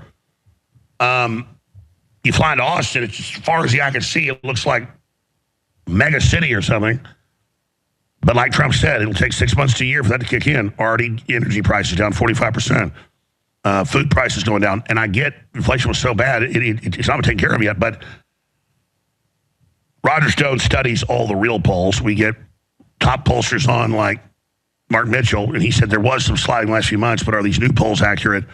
And how do we get the message out to the American people that, hey, you're not going to get instant gratification? I think Trump made a mistake back during the campaign saying, oh, right away we'll kill inflation. Right away I understand you win campaigns like that, but I'd have been like, listen, their plan, we're totally destroyed. My plan, a year, it turns around, which we know is the real plan. And now we're about a year in, we start seeing it happen. So I want to ask Roger his take on this event. The globalists themselves admitting their whole New World Order's dead. Everybody hates them. They're unpopular. They're falling apart. All Trump has to do is differentiate himself more, as he's doing, from the globalists and explain they're the ones that did this. I'm the populist. I'm the rebel. We're the rebels, which he was doing today. And that's going to get his numbers back up ahead of the midterms. Obviously, what's happening with the Somalis, the mass fraud nationwide, and ICE, that is something that is very serious. We'll get into that. We'll get into other hurdles that the president faces and the American people face. and some other key issues with Roger Stone as well. Roger, great to have you, my friend. So you've got my summation. What do you make of this? I mean, to their face, they threw a fit, by the way, and he wasn't even done speaking for an hour and a half. 10 minutes before he's done, because you've got the unelected EU Commission there. I guess they got on their cell phones together and decided, oh, we're pulling out of the trade deal with the U.S. So they didn't go to a cabinet meeting. They didn't go. No, the dictators, right there on their cell phones in the audience, literally decided to then do this and to basically pee on themselves or turn over the chessboard in a fit. Roger Stone. Well, first of all, Alex, I think it's important to recognize this is the second time Donald Trump is going into the lion's den. He went previously to speak to the World Economic Forum. That speech has been selectively edited, but if you look at all of it, he basically told them where they could go with their worldview then. Now he's back, and of course, he's actually doing it. In the big, beautiful bill, he put in place the largest tax cuts in American history, and he got them renewed. The full impact of that, which will be substantial, not yet fully kicked in. He has cut hundreds of thousands of time-consuming over regulations that will also take time to kick in. When we get a depoliticized Federal Reserve Board, because it's Jerome Powell who's playing politics, based on the employment rate and the inflation rate, the two factors on which the Federal Reserve is supposed to base its decisions, both are lower than when they cut rates to try to reelect Joe Biden. So we're long past the time that the Fed should have cut more deeply. And there is one standard, unfortunately. If you lie to Congress, and in this case, there's no question that Powell did about whether there were executive elevators, whether there were private dining rooms, whether there was a lavish roof garden. He insisted there were not. And of course, when we saw the public plan, they were. Those are material lies about taxpayer money. In my case, let me just back you up. His body language on Monday was total panic mode when he said he takes this very seriously and that this is, Trump trying to meddle in their private operation. He is at the Supreme Court today during the hearings about whether or not they're above the law, as they've been claiming. AP source, Fed Chair Powell is attending the case today. Supreme Court will decide if Fed independence has any legal teeth. And clearly the president can remove any of them for cause, though presidents really have never done that. This is Trump going after the Federal Reserve as well. You talk about hitting on all cylinders. Talk about going for the belly of the beast. This is it. Well, of course, he did dismiss Lisa Cook for cause. She's challenged that, and she won a round in the D.C. courts when the court clerk sent the case to the African-American sorority sister of Lisa Cook. A clear conflict of interest. That's on appeal. Ultimately, Trump's ability to fire Lisa Cook, whose real estate dealings revealed serious mortgage fraud, I think will be very clear. But until we get that deeper interest rate cut, it's interesting, Alex, housing has moved into the second most important issue in the country. Food costs are still the number one concern of most Americans. Gas prices used to be number two, but gas prices are now fifth. Why? Well, because Donald Trump has driven down the cost of gas as he promised he would. And therefore, people worry about it less. But it's not unimportant. It's an extraordinary achievement for which I think he deserves enormous credit. Well, there's two main camps out there, other than the camps of pragmatists and smart people and people that actually are political and involved and informed. There's either black pillars that say Trump's totally evil, everything's horrible, blah, blah, blah. He was on the rooftop and killed Charlie Kirk. And then you've got the other group that says Q, it's all invincible, everything's fine. You go to sleep, get your popcorn, and then I get constantly, you're a traitor, you're kissing Trump's ass. No, I'm not. I mean, my God, we need Trump. He's doing so much great stuff. I bitch when I think he's doing the wrong thing. I mean, I don't see how people don't even have there's not even a choice here. I mean, the globalists want you poor. They want to enslave you. how we don't have more people supporting Trump, and how his approval rating is down. I don't know how much that's cooked. I think some of it's real. Just shows we finally get what we prayed for, and I don't see enough people appreciative of what we've got here. Well, I think it's very important to point out, for example, that Republicans, establishment Republicans, have dined out by attacking Obamacare for years. Paul Ryan attacked it. Newt Gingrich attacked it. Kevin McCarthy attacked it. But Republicans never came up with a free market-based alternative, something that would be better than Obamacare. President Trump has finally introduced a Republican alternative health plan that relies on the free market, but also choice, and takes the big profit out from huge pharmaceutical companies. So this is something to run on. Remember, the Republicans and Trump will have an enormous financial advantage in the 2026 election in terms of paying for promoted ideas, because, of course, they can't count on the still dominant fake news media that broadcasts pap and propaganda to mindless. Roger, that's my point. I'm at the grassroots, so are you. There is a large segment of MAGA which only want to bitch and complain and get mad if we point out good stuff that's happening, who I think are being babies because I mean, literally, just energy prices, gasoline, 45% down on average. Stuff. I mean, like, this is real, tangible stuff that he's doing every day. His 365 wins and voice still going on. 365 wins in 365 days. I mean, all I'm saying is people should be more appreciative, in my view. Well, here's the interesting thing, Alex. When you look at the polling, and you cite a polling that shows that there's been a dip in his popularity, and a lot of this is pushed by the mainstream media. But what's more important, if you look at those polls, is the solidarity of his base. In other words, people who were for him, even those who are unhappy about the pace of the Russian collusion hoax investigation and prosecutions, or those who are upset that he hasn't already enacted the Insurrection Act of 1807 in light of that attack on a Christian house of worship in the middle of services. A radical organization attacks a church in America, in the United States of America. This is very hard to believe. They're inviting the president to invoke the Insurrection Act, which, as you know, is constitutionally the Constitution elsewhere prohibits the use of uniformed military troops for domestic operations. This is the one exception to that. And Johnson did it, Kennedy did it, a number, Bush enacted it after riots. Yeah, and let's be clear, it's when a local government can't or won't do its job. You've got all these reporters getting robbed, attacked, drugged behind cars. You've got ICE being run over. You've got them shooting up facilities all over the country. You've got 2 cops shot by him by Antifa out in Portland, barely hits the news. I mean, it's constant. And the left's everywhere saying, we're going to kill, we're going to murder, even before this woman died.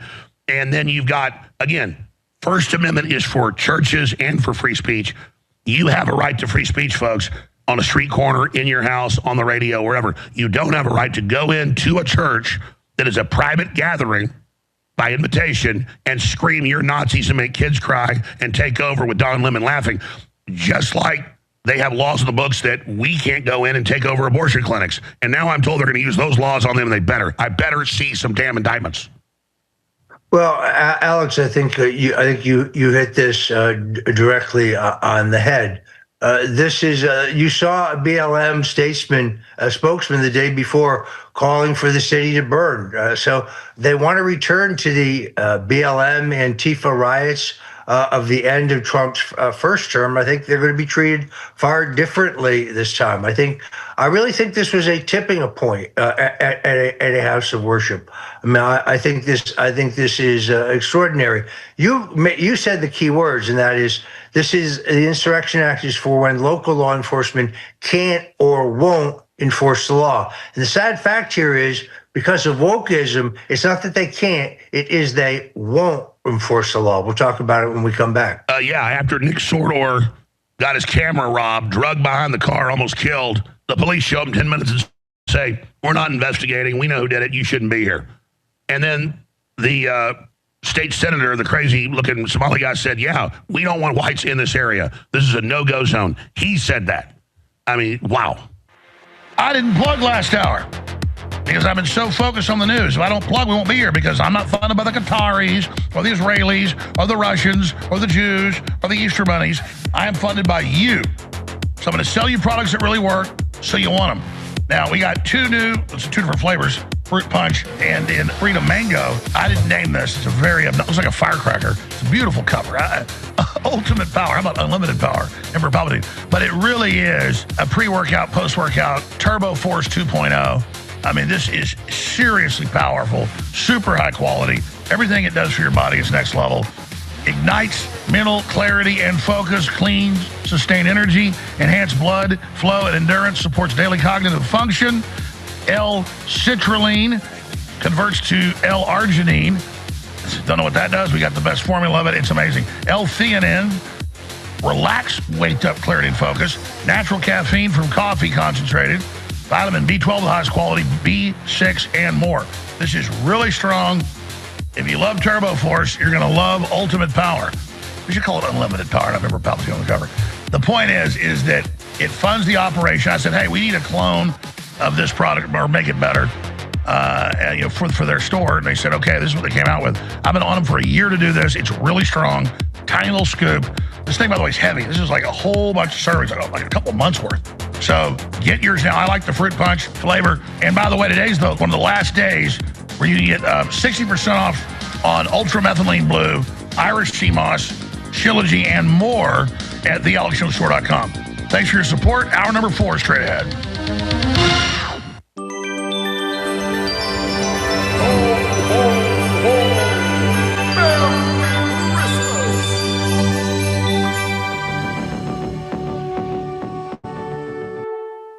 You know, yesterday when Trump put out this 365 actions that they've done in 365 days, I tried to scan it before the show.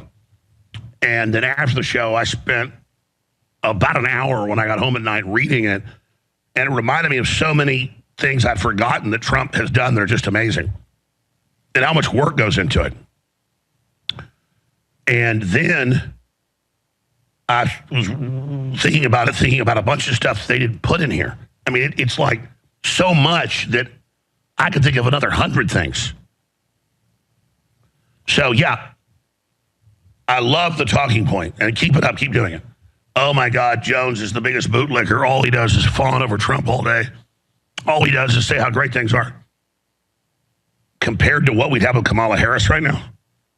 And yeah, they're trying to take him out. They tried to kill him. They tried to put me in prison. They tried to put Roger in prison.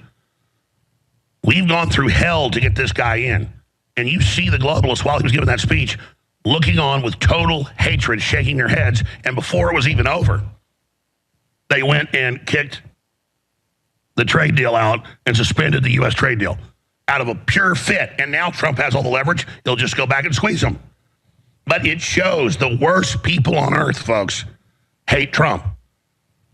And so all I'm saying is he's our Godzilla taking out the bad guys. And that said, though, the Federal Reserve held up these interest rates. They should have done it right when he got in. They did it for Democrats, not for us, and they're still paltry. And that's really the only thing that could derail this. We'll talk to Roger about that. But speaking of populism, I mean, just the stuff recently. Capping credit cards at 10%. No, you're not going to buy up single-family dwelling homes. Homes are for people. Really simple, right? All the other stuff he's doing on a daily basis, RFK Jr., all of it, it is so pro-consumer, so populist, and so fair. And it reminds me it's the Democrats under Clinton that allowed the states and the feds to get rid of the loan sharking laws to where we have loan sharking in this country, and Trump's trying to get rid of loan sharking. So a lot of exciting things that are definitely happening right now. You now see home prices dropping for the first time. You now see energy prices dropping. A lot of that's because a lot of the illegals are self-deporting, up to 3 million of them now. So this is very exciting. Here's a clip of Trump. It's such a simple thing. 2 + 2 = 4. But that's what's revolutionary about the truth, is that it stands on its own. Here's Trump saying, houses are for people. Here it is. Home ownership has always been a symbol of health and vigor of American society, but that goal fell out of reach for millions and millions of people in the Biden era because interest rates went up so high. Today, I'm taking action to bring back this bedrock of the American dream. In recent years, Wall Street giants and institutional investment firms, many of you are here, many of you are good friends of mine, many of you are supporters. Sorry to do this, Joe, I'm so sorry. But you've driven up housing prices by purchasing hundreds of thousands of single-family homes, and it's been a great investment for them. Often as much as 10% of houses on the market. You know, the crazy thing is a person can't get depreciation on a house, but when a corporation buys it, they get depreciation. Okay, that's something we're going to have to think about, too. I don't know if too many people think about that. You buy a corporation, they buy 500 houses, they buy hundreds of thousands, they buy 500 houses, they can take depreciation. A person sweats and works and buys one house, they can't. But homes are built for people, not for corporations, and America will not become a nation of renters. We're not going to do that. That's why I have signed an executive order banning large institutional investors from buying single-family homes. It's just not fair to the public. They're not able to buy a house. And I'm calling on Congress to pass that ban into permanent law, and I think they will. And just to be clear here, folks, they do the same thing in Europe. The globalists wrote this. Where they're above the law, they get out of the taxes, you don't. It's to push you out of your homes. The UN wants no single-family dwellings. They want to break the back, Cloward and Piven. And so, yes, you get property taxes going up, but not of your BlackRock, State Street, or Vanguard. No, they've got the laws written where they get to depreciate the houses while they sit on them. That's pretty incredible, isn't it, Roger? Well, Alex, I'll go back to what I said earlier. Food prices remain the number one measure by which people determine how they feel financially. And gas prices was always number two, except for now with gas prices down, it's less top of mind. People stop worrying about it. Housing availability and price and affordability have surged as the number two issue, just as Donald Trump has announced that he's seriously considering taking Fannie Mae and Freddie Mac, which are worth hundreds of billions of dollars, taking them out of conservatorship where they are today and taking them public, reaping huge financial benefits to the United States government, but keeping control of them through the way the deal is structured. This is groundbreaking, brilliant stuff. It will launch what I predict will be an entire surge of what we call Trump homes as interest rates plummet.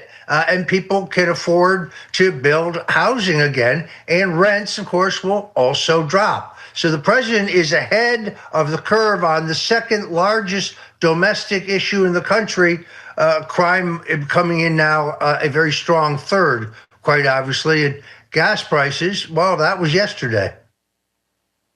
Well, our struggle is this.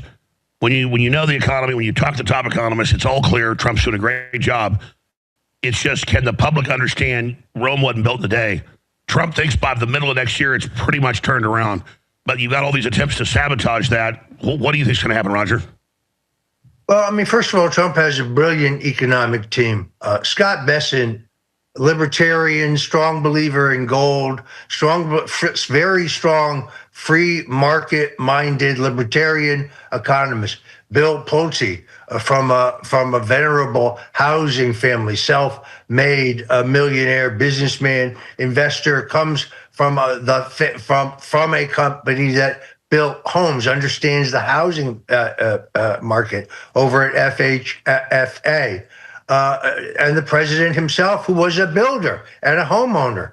So I don't know how the president will decide to proceed in terms of Fannie Mae and Freddie Mac, for example. But I do know that there is an active plan to expand the availability of housing in America and drop the prices. The president's going to unveil that, I think, very, very soon. One idea I understand that was laid out in Davos is that you will now be able to use your 401k as the down payment for a mortgage on a home. Previously, before Trump, that would never have been allowed. Roger, I've got a lot of questions on other topics, but I want to ask you, what topics do you want to get into that we haven't covered yet? Well, I must say that the court's decision or the decision to remove Lindsay Halligan as the U.S. Attorney in the Eastern District of Virginia. You remember that James Comey, the FBI director, and Letitia James, the Attorney General of New York, both got off the hook for crimes they most definitely committed, not because of evidence or anything pertaining to the actual case against them, but because on a technicality, the courts claimed incorrectly that I'm glad you raised this. This is one of my next questions. So just start over big picture. We're talking about no real movement in indictments. The few we got shot down, set up. Now nothing happening on any of the outrageous crime. This is. I just look at it from an entirely political point of view, Alex. I'm a political animal, and that is, there are large swaths of our base, and the polls show Trump has maintained his intensity within the base. So even those polls that show him down a little bit, nobody has abandoned him. There are many people with questions, but I think most reasonable-minded, right-of-center, conservative, or just free thinkers realize that our chances of survival and maybe even a return to greatness are better against. Yeah, that's a no-brainer. I'm not even getting into his popularity now and how we get people to I'm talking about the damn Justice Department. Right, and what I'm telling you is that if it will begin to erode his base, if they don't see justice and accountability, it is one of the pillars that I think that it will impact on turnout of voters. Here's the point, and that is, when Trump is not on the ballot, there's a whole bunch of people who think like you and I, Alex, but they don't vote because Trump is not on the ballot, and they don't really like these lily-livered, weak-kneed, spineless, gutless, feckless House and Senate Republicans who just don't have the belly for a fight and don't really back down. No, I agree. Why do you think so many Republicans are leaving? I think they're down to like 4 or 5 seats in the House. I mean, the Democrats could be back in potentially before the midterms even happen.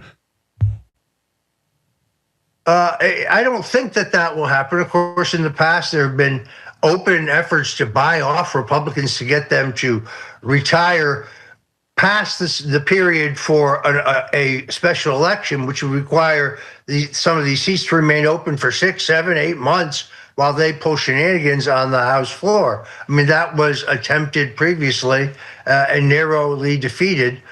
There was a great rumor that Elise Stefanik, who was appointed to the UN, graciously withdrew that when they realized her seat might be in jeopardy and she could jeopardize the majority. Thought briefly about running for governor, then decided not to do so. There was a great rumor last week that she was about to resign.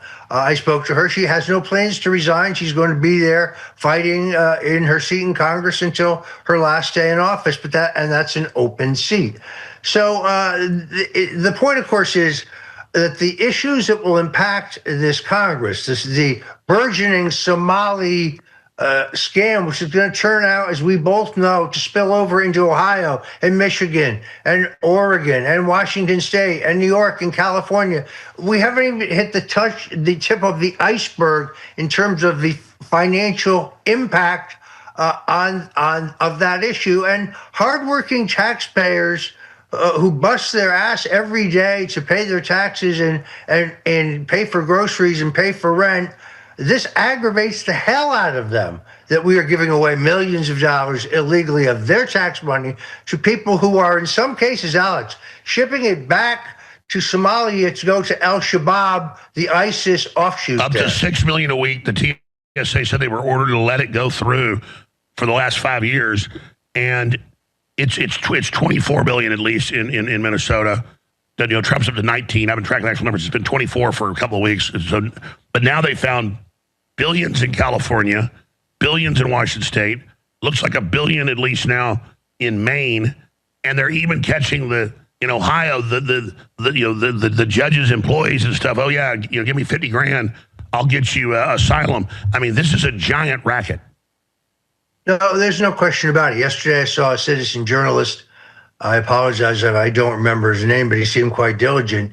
He went to 26 different Somali-operated daycare or transportation centers in Minnesota. 26, and he went 3 times. He went morning, noon, at night. He saw no people, and he certainly saw no children. You're talking about Nick Shirley? I think it was someone who works with Nick Shirley. Was very, very impressive. Yeah, no, that's the great news is we now have footage in states everywhere finding the same thing. And I have reports of very, very widespread reports of it in Ohio, which I think is the next place to explode, where the governor, Mike DeWine, is already backpedaling furiously because this would have happened on his watch. Great never Trumper, by the way. And so this kind of issue is going to impact these next elections, which is why all these people who are saying, "Oh, we're going to lose the midterms," I refuse to concede that.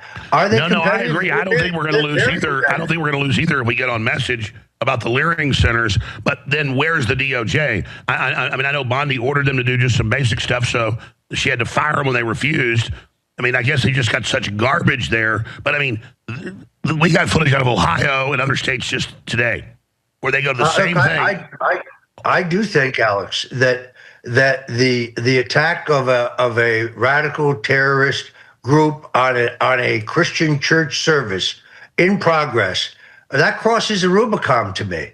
I mean, that's an act of terrorism. That's just not acceptable in a civilized society.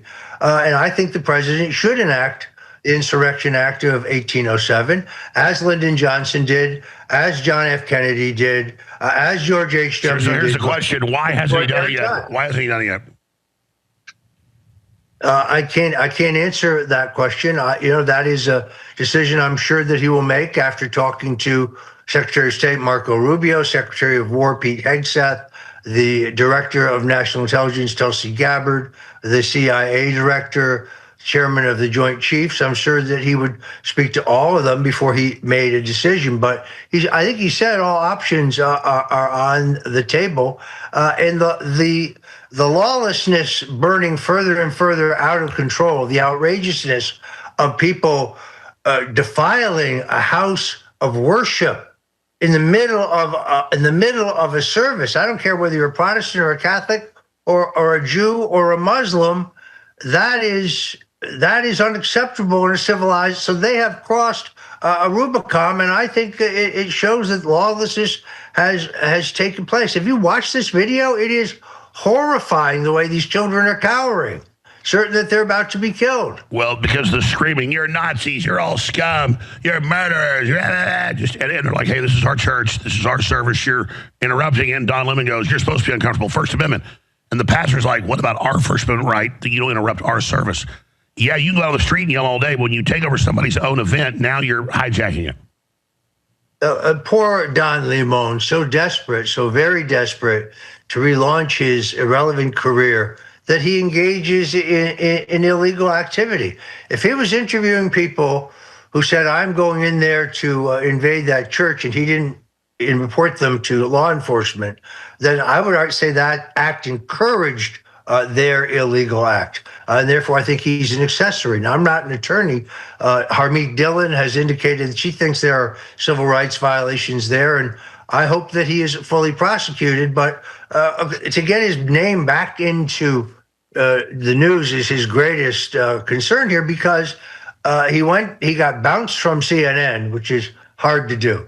Alex, one New Year's Eve, this guy wore the most beautiful tartan tuxedo jacket with a perfect shawl collar and a beautifully starched shirt and no bow tie. So I rest my case. I mean, he's a Philistine. He's an outrageously provocative racist. He once said white men were the number one problem in the country. Pardon me? And this is his last attempt to become brother. But I think he's crossed the line here, and I think he should face the legal consequences.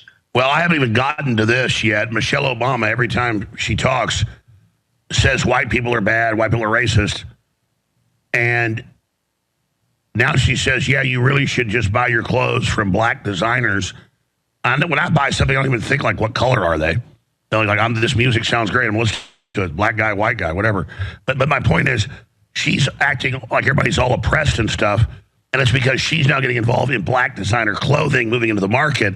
So she's pushing people to her stuff. But imagine if Melania Trump said, oh, buy fashion, just buy from white people.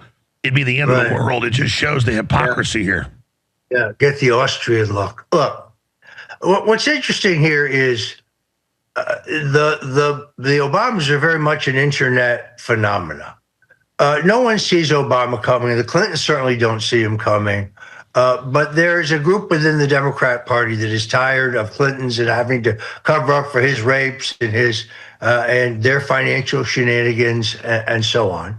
They underrate Obama very. If you remember, Bill Clinton famously said to Ted Kennedy, who was very offended when he said this, "Can you imagine this, Ted?" This was after Obama beat Hillary in an early contest. He said, "Can you imagine, Ted, in the old days, this boy would be fetching us coffee." So the Clintons and the Obamas had never had any love. But what's interesting to me is if you now look at Michelle Obama's new podcast, if you look at the movies they support, if you look at the public events they do, the bloom is off the rose here. They don't get the huge kind of numbers that revered American figures get. Well, that's right. Obama does live streams now and has like 1,000 people on it.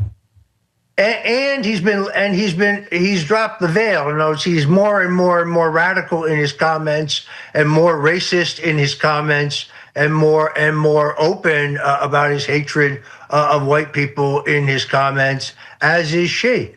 So they dropped the facade of being reasonable people when he was president. No, I agree. I thought about putting this out this morning with a headline.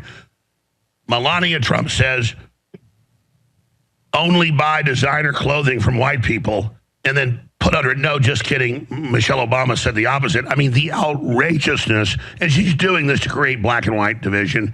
Record numbers of blacks are waking up and joining us. So that's the positive thing. And then that's just the reality. It's mainly crazy white women and men, 90+% in places like Minnesota, Portland, you name it. What is wrong with these people? I completely and totally agree. Trump made historic inroads among black voters, really because he was the first guy to come along in years and deal with social justice questions. The congressional Democrats bitched endlessly about the weaponization of the war on drugs. Donald Trump gave you a criminal justice reform, the First Step Act, the Second Chance Act, in which people who were convicted of first-time nonviolent drug crimes, who'd been perfect prisoners, but who got long draconian sentences for a first-time nonviolent crime, could get a new life. The Democrats did that. In fact, the Congressional Black Caucus voted against it, even though they'd always been for it, simply because Trump pushed it. So the Trump has done an extraordinary thing in terms of correcting. Sure, I get that the black folks are voting triple what they ever were. That's great, good for them. What the hell's wrong with white people? Well, I mean, white liberals, that's a mental disease, as you know. I don't know any other way to address it. And then you just have those people out there who are sheep, who are watching MSNBC and seeing CNN, and they think that's the news. I mean, they think that's the news. And, of course, those false narratives get bolstered by the New York Times, the Washington Post, the Wall Street Journal, the Associated Press. Saying they're arresting citizens, ISIS. Right, and they use their blue chip cred to try to say, well, these are the facts. I mean, the Washington Post, that's not journalism. That's propaganda dressed up to look like journalism. But and they used to be credible, and therefore some folks say, well, the New York Times said it must be true. Well, it doesn't. Well, you're right. Since that. We mentioned it, let's play the clip of Big Mike, a.k.a. Michelle Obama, anacondas for arms and maybe one in the pants, as we saw in Celebrity Jeopardy. Here she is saying, you need to really, and I get help your quote, but how about buy American? Why is it buy from black people? Here it is. If I hear of someone whose fashion that I like and I know that they're a person of color, I try to make it a point. But the clothes have to be available. Right. I think we can all do some work to think about that balance in our wardrobes, what does our closet look like and who's in it? Mm-hmm. Who are we supporting? Well, I got a bunch of Italians in my closet. I think if you have the money to buy Chanel, I didn't think what color they were, you though. have the money to buy everybody. Right. And so let us be mindful, I think would be my advice. And I'm not a clothes horse like the great, fashion extraordinaire Roger Stone, none of that. But I mean, this is a Canali, wasn't super expensive, but it lasts for years, is badass. I mean, I guess I do discriminate just because when I put them on, I'm like, oh, no wonder it's Italian. I mean, I don't go buy something because I'm helping white people. I don't go download Jimi Hendrix songs when I help black people. I love Jimi Hendrix. I don't listen to Bob Dylan because he's Jewish. I like his, it's just, this is so evil to turn everything into race, Roger. I mean, Alex, at one time when I lived in New York, I had a black tailor named Avery Lucas. He was an amazing master tailor. I didn't choose him to make my suits and sport coats and top coats because he was black. I chose him because he was extraordinarily talented, and he got this kind of late 30s vibe, English influenced vibe, and I couldn't afford to pay, Savile Row prices. So he was reasonably priced, but I didn't choose him because he was black. They're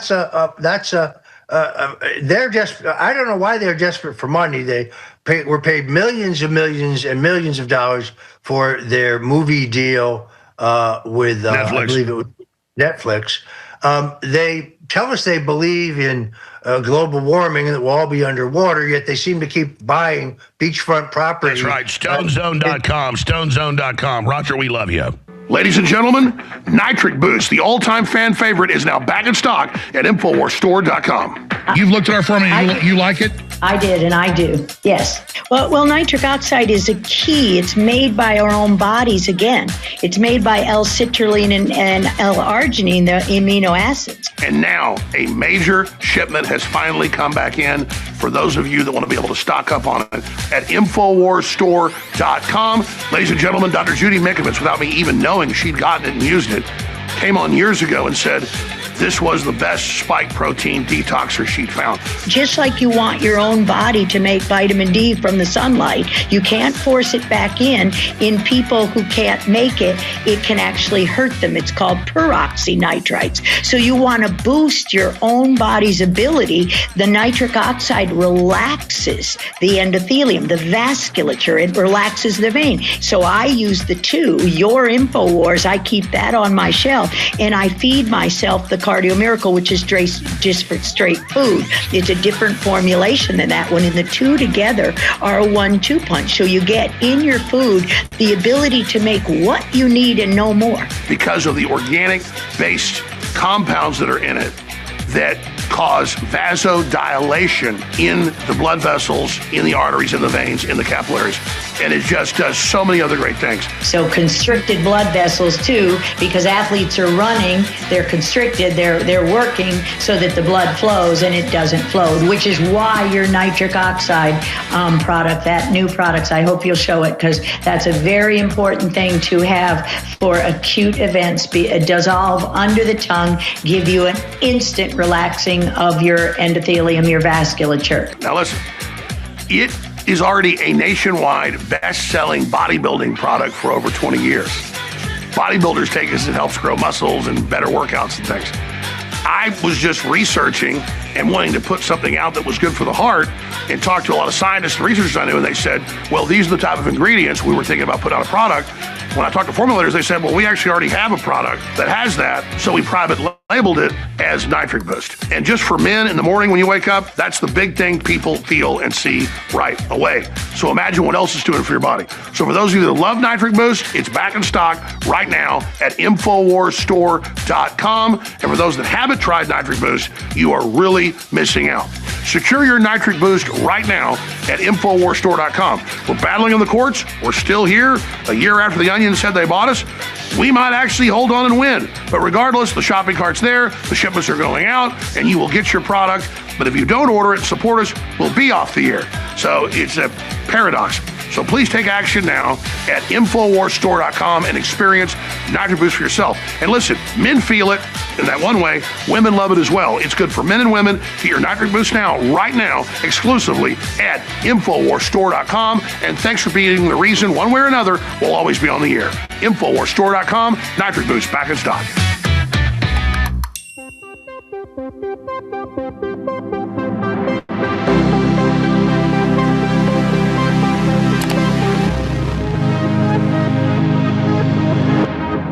Welcome to the Great Reset. Eat the bugs. You will own nothing, and you will be happy. Take the vaccine. Trust the science. Get your booster. Every crisis is an opportunity, and the world will be reshaped in our vision. Down with the globalist. Get ultramethylene red at thealexjonesstore.com. All right, final segment with Roger Stone. Then Ezra Levant joins us from Davos. Well, he racked up a bunch of big confrontations with Justin Trudeau and his girlfriend, Katy Perry. We've got Eric Schmidt, top technocrat, liberal cabinet minister, top globalist Christina Freeland, Kevin Rudd, the head of NATO, liberal finance minister from China. It's all coming up. But Roger, in closing, other key topics, other key points people need to know about, what we should be watching on the radar here. What are the globalists going to do when Trump's having so much success in reality? Well, I mean, let's speak to Davos just for a moment. People should understand that this takes place in a very small village in Switzerland, which really essentially has only one high-quality hotel. It is bitterly cold. There's no public transportation. Now, so you have diplomats staying within a 50-mile radius, and all the elites have jammed this place with limousines.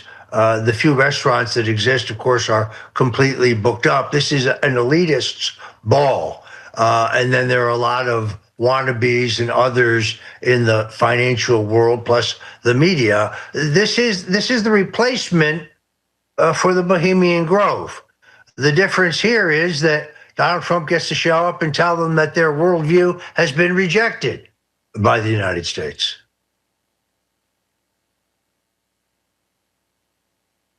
I mean, I think it is a class example of all of the elites of the world.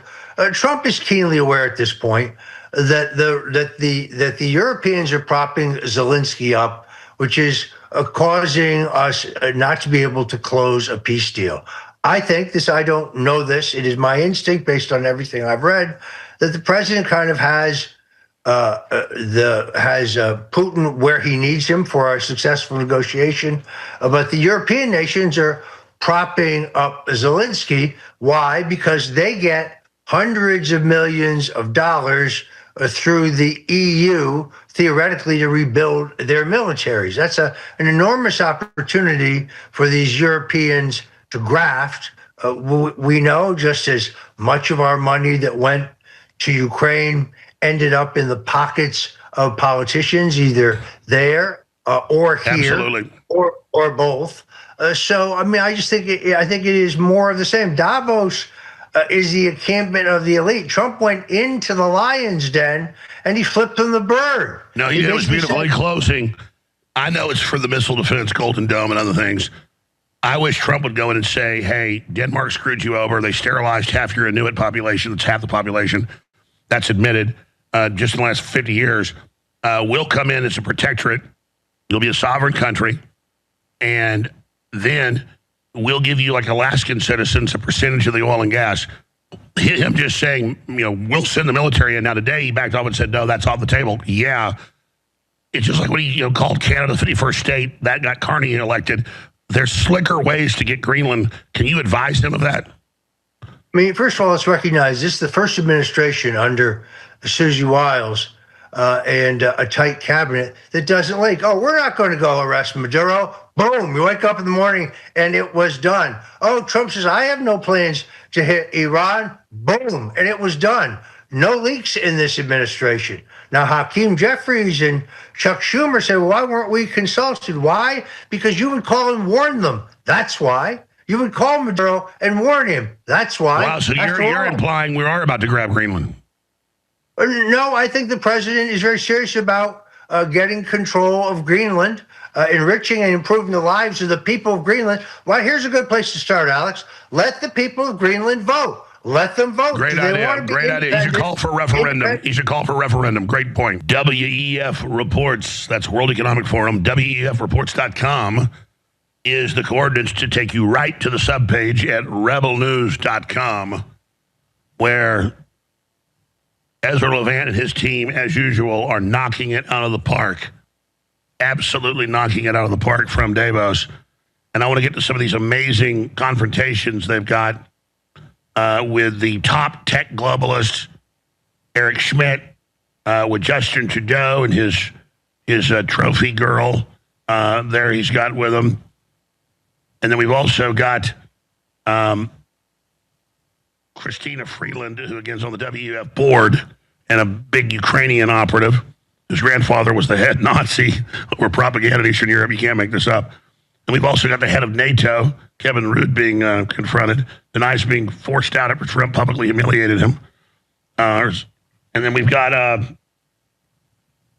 so much more to hit, or is that the other Rudd? A bunch of other stuff they've got there on the site, rebelnews.com. But first off, I don't know if you saw this because you've been outside all that's going on inside, and I know it's such a tiny place. That's why they pick it up on a mountaintop. You've got to go back down the mountain an hour to where you're at. I don't know if you've seen Trump flamethrow them and say, Europe's collapsing, the WF's going to destroy you. You guys are committing suicide. Globalism's dead. You should follow America. Get back to nationalism and sovereignty and not let China corner the market on rare earth minerals. And then he has all of his other cabinet members, Bissett and Ludnick, just openly saying, we're done screwing over the average person. We're getting back to Main Street. This is the way of the future. Your global order's dead. Then you've got Larry Fink and the rest of them admitting no one trusts us. Our system's dead. Okay, we're going to listen to you now, but he never does that. I mean, this is floundering death throes I'm seeing here. And everybody's asking why there's more people than ever there. I think because they're all desperate trying to recalibrate and scramble around. But tell us what you saw today. And I know you probably got even more confrontations, what you were able to edit last night, get out today, and what you make overall of what just happened. Because Trump, once before, kind of put him in check there. But this time, they were calling Governor Newsom, Patrick Bateman, American Psycho to his face. I mean, this was awesome because it's important to not treat them with respect. The World Economic Forum is a tyranny. It has co-equal power with the UN as of 4 years ago, as you know. You have the unelected EU Commission, and it's a literal tyranny that threw a fit after Trump's speech, or actually during it.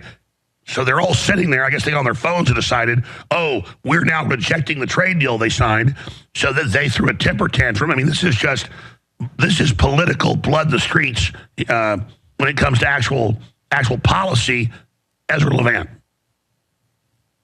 Great to see it. Thanks for having me on. By the way, I think Roger Stone is spot on when he compares it to Bohemian Grove, but I would change it in one way. Bohemian Grove, at least I saw your documentary on the subject, looked like a summer camp, right? It was a summer camp for grown-ups. Maybe there was some debauchery. There was certainly some pagan cultishness. Imagine if someone took that and said, hey, I see a commercial idea here. I want to corporatize this. I want to sell sponsorships for Bohemian Grove. I want to, have a media center, and I want to have billboards. Like it's the Disneyfied version of Bohemian Grove that makes hundreds of millions of dollars. Klaus Schwab, incredibly, is a billionaire just for running this conference. So that's why it's perfect for Larry Fink. And of course, he applies his marketing savvy. Bohemian Grove was sort of like a secret society, whereas Larry Fink, he's not secret about it. He'll sell you anything. But I thought that was a very keen observation by Roger. And he's right that it's so hard to get there. That's why we have to stay one town away, because you literally cannot get any hotel rooms or Airbnbs. But let me tell you what it was like when Donald Trump was speaking. Everyone knew exactly when it was going to happen. And everyone knew that he was delayed a little bit because of his plane. And everyone could hear the helicopters overhead. And one of our reporters, Avi Yamini, went down to the airport, and we're going to publish this either later today or tomorrow. And he filmed all the amazing anti-aircraft and anti-drone technologies that had been brought to Davos that has never been there before to protect the president. I've been coming to Davos for 5 years now. I've never seen this kind of heavy artillery. So everyone knew Trump was coming. The roads had military vehicles when you came in. So many police. Like, I'm going to say it was probably a one policeman for every 2 or 3 delegates. You felt pretty safe, I'll give you that. So when Donald Trump was starting his speech, there was only about 1,000 people in the conference room. But I can tell you, Alex, that everyone there was listening on their phones or dialed in some way. It's almost like there was a hush over the whole town. I mean, there were still people wandering around and there was still people hustling, but everyone wanted to hear it. Now, it went on for about 90 minutes, so I'm not sure if everyone listened for the whole thing. But let me tell you, Donald Trump showing up at Davos, the World Economic Forum, is sort of like, I don't know, if some mean girls were disparaging some other kid, and then that kid came and said, "Were you talking about me?" Like the fact that Donald Trump goes right into the heart of darkness, right into the belly of the beast, and mouths back up, mouths off to them. That's the alpha dog. That's the lion that we talked about yesterday in that Christopher Walken movie scene. So people respect a guy who's got balls that big. And the thing about Donald Trump, love him or hate him, he speaks what's on his mind. And maybe you don't take him literally, but you bloody well better take him seriously. And Norway's on everyone's, the Norway, Denmark, the Arctic, Greenland. Trump mentioned Iceland, but frankly, both. It is heavy duty stuff. And Trump told him, I agree, but what do you make of them before the speech was even done? 80 minutes in, and you've got the unelected commission there. So I guess they got on their cell phones and said, "We're pulling out of the trade deal." While he's speaking, that is a historic fit, and it shows how dictatorial they are. They can on the spot decide to do it. Forget what the countries want, or the citizens want, or the elected governments want. That is crazy. Yeah. I mean, there are, I think, 3 different European Union presidents or chairmen. None of them are elected. It's a joke. I follow this one European Union spokesman, Kaja Kallas is her name. I think she's their defense minister for the European Union, if I'm not mistaken. She's certainly always talking about taking on Russia. And she's the one that said we're going to break it in 5 parts, and we're going to crush Russia just earlier this year. I come from a city that's larger than her country, and I'm not disparaging small countries. I mean, some of the best countries in the world are small countries. I'm just saying it's a bit of chutzpah for someone, from a teeny tiny place who really has no military background to be the defense minister for the European Union. By the way, her husband still does commerce with Russia, which is a bit of a contradiction, I think. I just find it listen, I like small countries, but it's a bit much. No, it's like them trying to make the head of the FAA someone that never worked in aviation. Or that's in exactly New York, right. They put a woman up because she's a lesbian in charge of firefighting, never been a firefighter. Yeah, you're right. Can I share with you 2 ideas that popped into my head about Greenland? Because, as you know, Canada has a massive Arctic as well that's very, very few people. And I've had the pleasure of flying up to Inuvik and then all the way up to the Arctic Ocean in a place called Tuktoyaktuk. I don't know if you've ever heard of Tuktoyaktuk, Alex. There's only about 1,000 people up there. And when I went up there was no summertime road. In the winter, there was an ice road. In the summer, you could only go by airplane. So it was as remote as can be. And I went to the one grocery store there, and I don't know, you're paying $20 for a liter, I don't know what a liter is. For a quart of milk, you're paying $20 for it because everything has to be flown in. There's no agriculture that far north. Here's my point. I got 2 things to say about Greenland, and I'm going to come back to my visit to Inuvik in a second. There's about 56,000 Greenlanders, okay? Let's say that means there's 20,000 households, right? On average, maybe 3 people per household. What would happen if you offered every household $1 million American money, tax-free, to join up with the U.S.? Total cost, remember, you got 56,000 people. Let's call that 20,000 households times $1 million each. That's $20 billion. Now, that's a lot of money. Let's not pretend it isn't. But to buy Greenland, $20 billion, a new aircraft carrier costs more than No, I agree. $10 What billion, about giving them a percentage of oil and gas, including offshore, like Alaska gets? Sure. That's another way to do. You could structure it that way. I mean, there's so few people there. And if you said to any human being, and you and I could say, well, if you offered me $1 million, I wouldn't take it. Really? Put a stack of bills in front of me and show me a mom who won't take that to take care of her children, or a dad who won't say, we're going to use that in your college fund. You would transform the life of every Greenlander. They would be the envy of Europe. You'd have other countries saying, hey, well, can we sign up for that too? Roger Stone thinks that Trump should just demand they have, if Denmark claims they're really independent, we should just demand a referendum. It's not a bad idea. Let me throw one more thing at you. And I mentioned I went all the way up to Inuvik and then up to Tuktoyaktuk, and how incredibly expensive it is and hard it is to get there. Well, if you were to go ahead with the Golden Dome and have America really build the infrastructure in Greenland, who would benefit? Well, I'll tell you one thing, the price of milk would come down, because all of a sudden you've got daily flights, 3, 4, 5 flights a day. You've got highways being built. You've got schools being built, hospitals being built. So, I mean, I've been to Canada's far north, and infrastructure is a huge problem. You have the U.S. military take a serious interest in Greenland. Not only are you giving every Greenlander $1 million per household, you're improving their quality of life. You're giving them highway roads. It's a no-brainer, and I've seen statistics. Until Trump's latest statements, most of them were for it. That's why he needs to be a little bit more détente-ish when it comes to that. Shifting gears out of that, the EU throwing a fit and pulling out of the trade deal after the speech, which Trump will just pressure him back into it now. You got these clips out today from yesterday. What else did you do today that we're going to be able to see tonight or tomorrow? I really want to show you the Eric Schmidt one. It's so crazy. You won't even believe it's him. In fact, afterwards I took a real close look. Is that him? Because he was so outlandish. Have you played that one? Have you played that one for your viewers yet? No, we haven't.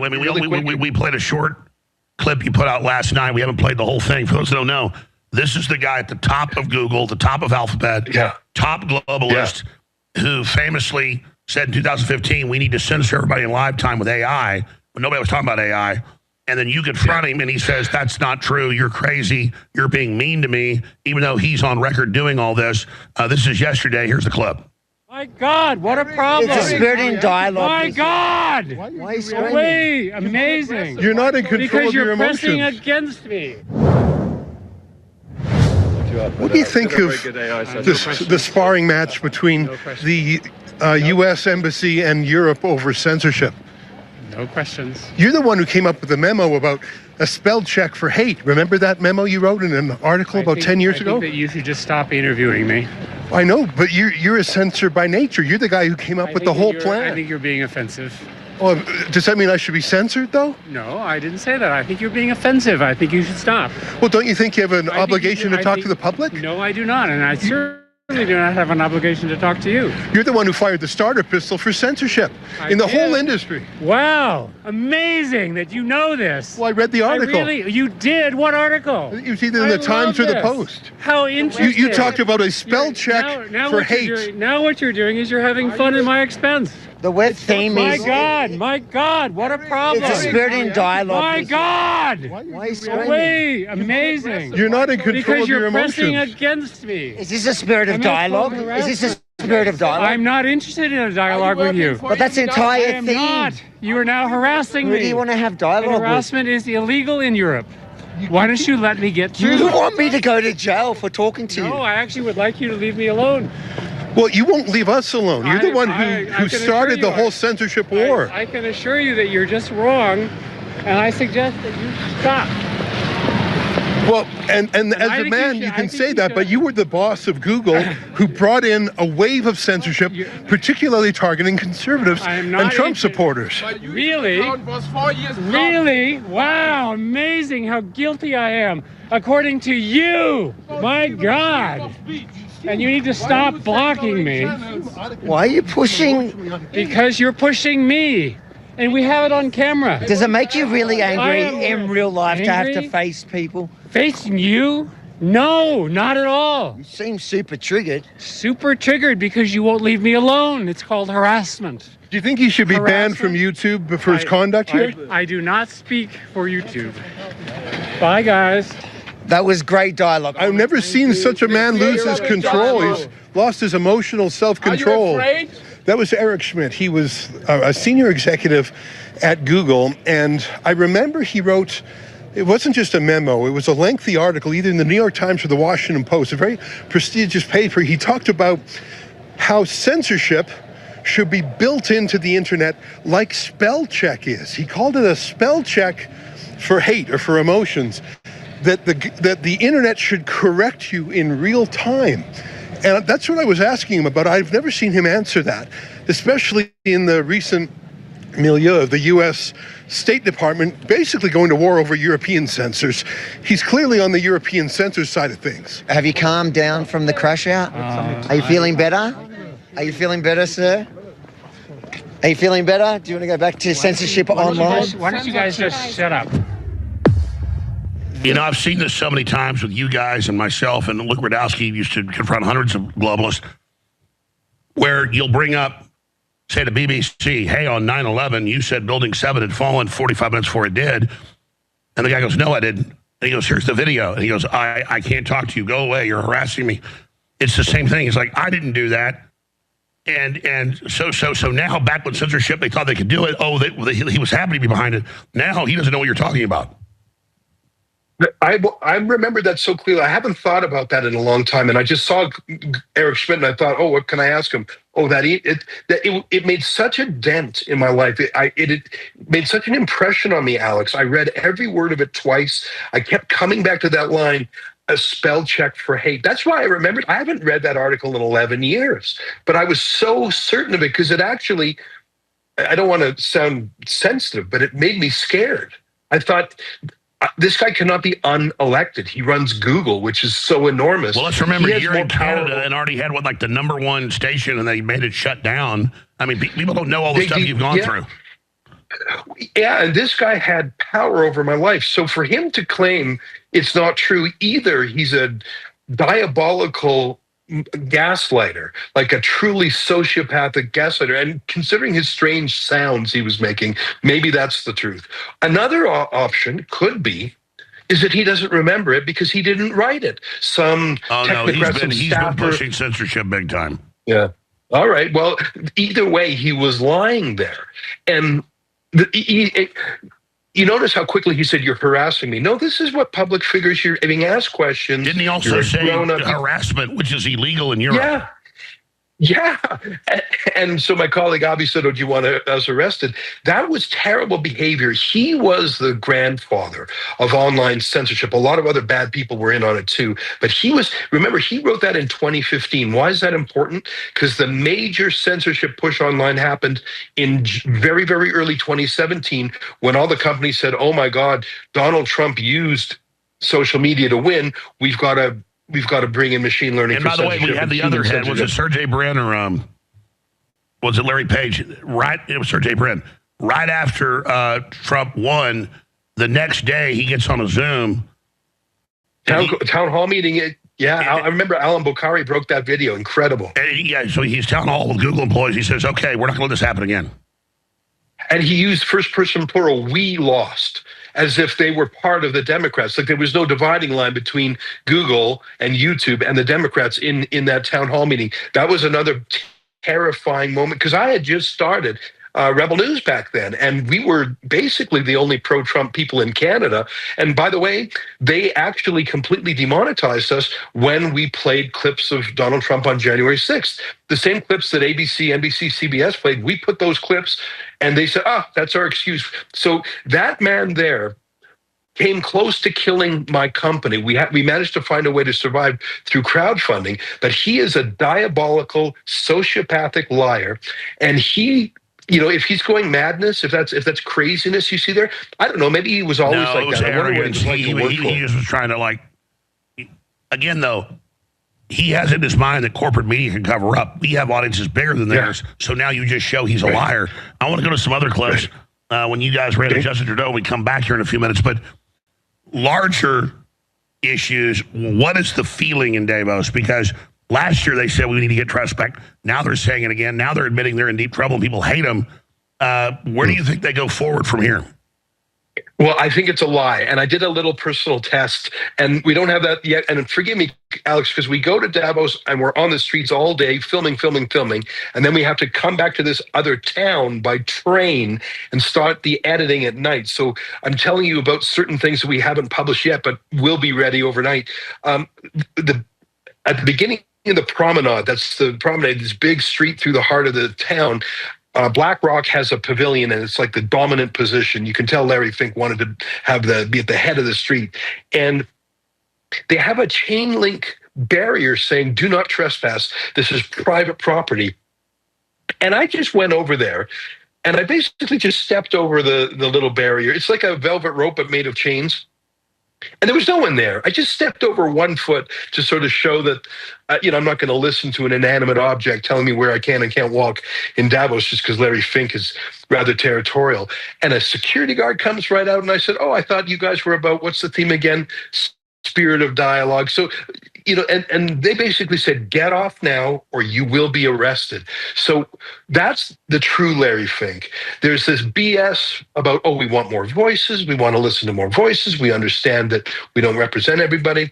No, these people, they will never change. They can't change who they are. Well, he's hiding on a Swiss mountaintop, and then they don't want us to have borders. They don't want us to have guns. They want to control our behavior, but they sure want their borders. They sure want their walls. Yeah. I see you're showing a clip when we spotted Larry Fink. This was from last year. And there was this crazy moment. I don't know if you guys will be able to find it. We were walking with him, and his bodyguards knew they were being filmed, so they didn't kick the tar out of us. I was worried they were going to beat us up because they were a little bit aggressive. And I think Larry Fink was frustrated with them because he's never really had this experience. So he reaches into his pocket, takes out his cell phone, puts it right in our faces, snap, snap, and I think he was trying to telegraph, I know who you are, and I'll deal with you later.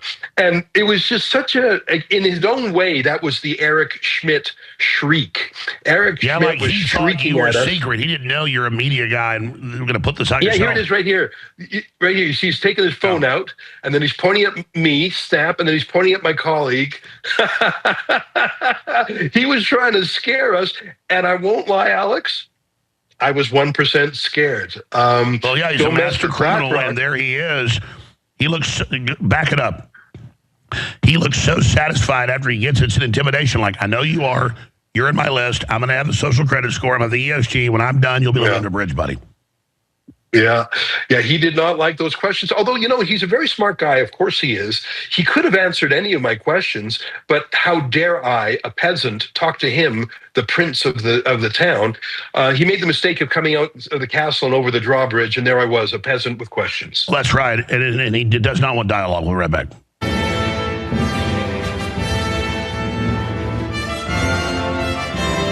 Now you hobbits can feel the power of methylene blue.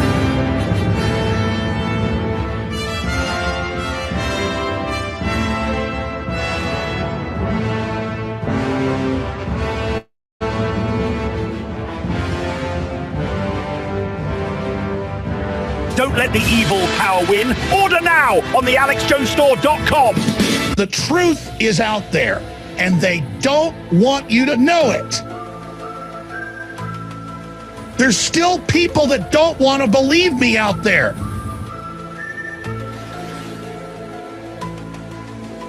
How are you going to tell me that Frog isn't totally gay? Well, damn, I guess Alex was right. That frog was super gay. A creeping mass with an eerie tone smiles on the surface with intentions unknown. Step past the light where truth's overthrown. Welcome, my friend, to the info zone. An oozing mass of liars and snakes bought and paid for. Truth bends and breaks. It inches in close, steals freedoms away, drowns you in chemicals to make you obey. I woke up this morning, felt the fire turn. Mind clear, feel the power burn. Found the truth in a place that delivers the force. Real strength, real fuel from the source. Methylene blue, light my mind. Ultimate power, feeling strong.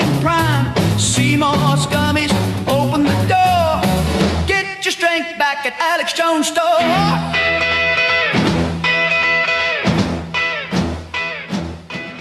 All right, we spent a lot of time on Trump's triumphant return to Davos, and I need to get to these other clips that Ezra got. He's got even more coming out tonight. We really appreciate him joining us, the gold standard of journalism. So we've got Katy Perry with Trudeau trying to make his return. Trudeau went and gave a speech, like 10 people showed up, showing how pathetic he is. And then we've got Christina Freeland, who's another top globalist that they confronted. And you got Kevin Rudd, the former Prime Minister of Australia, that Rebel Media, Avi Yamini, was so instrumental in exposing. So we've got all of that. And then I wanted to raise this, and I got busy, but I'm glad I waited till later so we get Ezra's take on this. You have this imam up here with the German lady and the head, they say, Conference of European Rabbis, literally saying, bring in more Muslims here, anti-Semitic, and saying we need to replace the old Europeans. So the ADL says arrest you if you say this. In Germany, they'll arrest you if you say replacement migration. Here they are saying, and then I've got articles saying the new Europeans, which is all these Muslims. Again, nothing against them, but my God, folks, they roll the red carpet out. 80% never get a job. They're on welfare. I mean, I've got all the Muslims saying we're going to kill you. I mean, it's just crazy.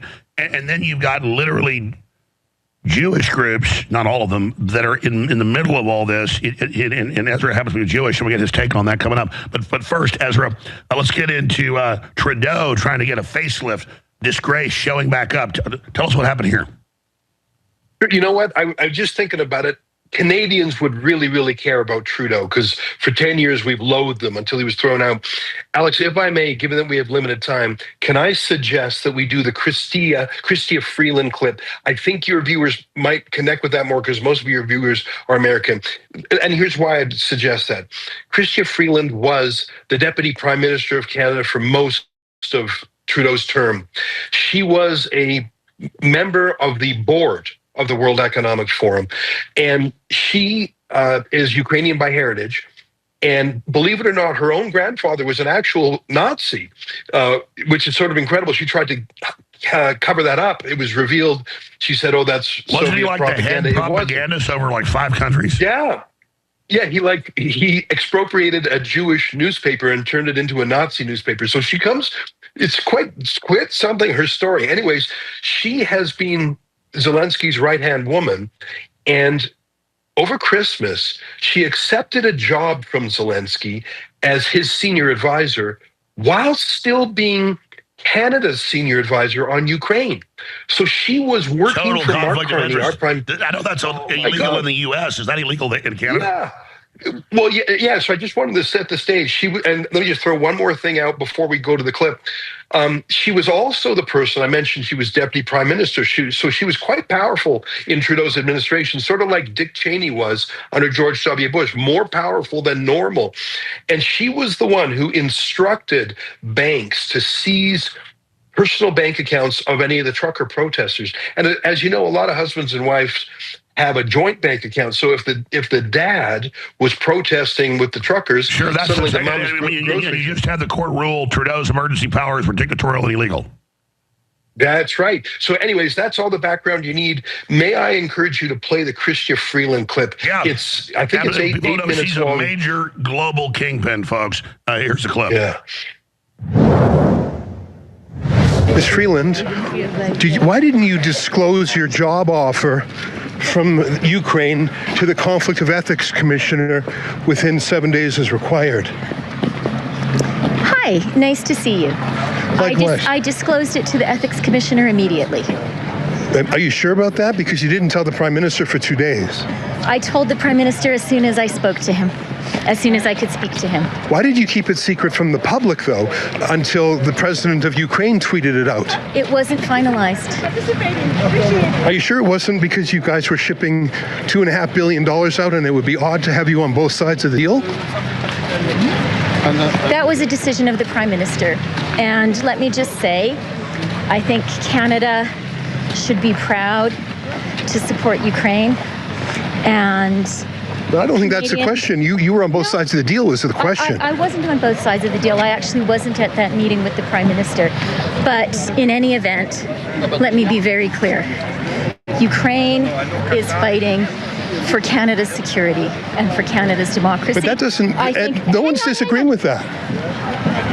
In our conversation. Let me finish, please. Okay, I answered your questions very clearly. Go ahead. Ukraine is fighting for Canada. Ukraine is fighting for democracy in Ukraine and in the world. We benefit from supporting Ukraine.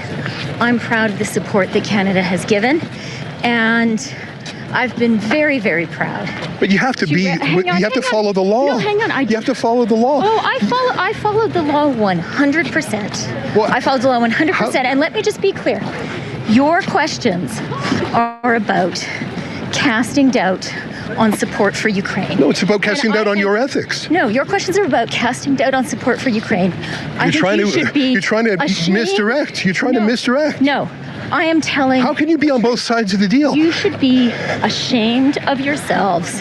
I'm not ashamed. I'm ashamed of your misconduct. Putin's job for him.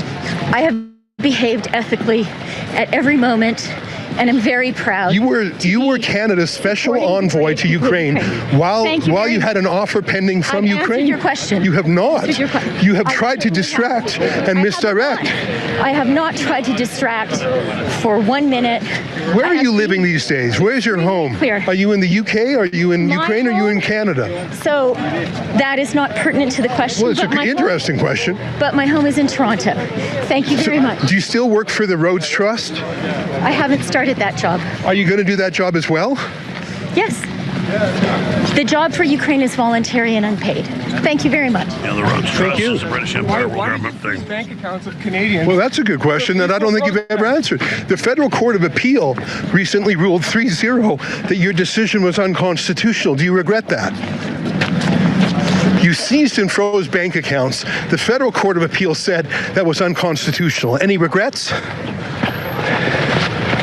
No regrets. Do you have an apology for the people whose bank accounts you illegally seized? Are you still happy about it? I'm proud of standing up for Canadians. Are you proud of breaking the law? That's the charter you broke, man. That's not just any old law.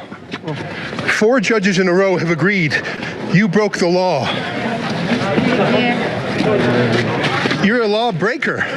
That's weird.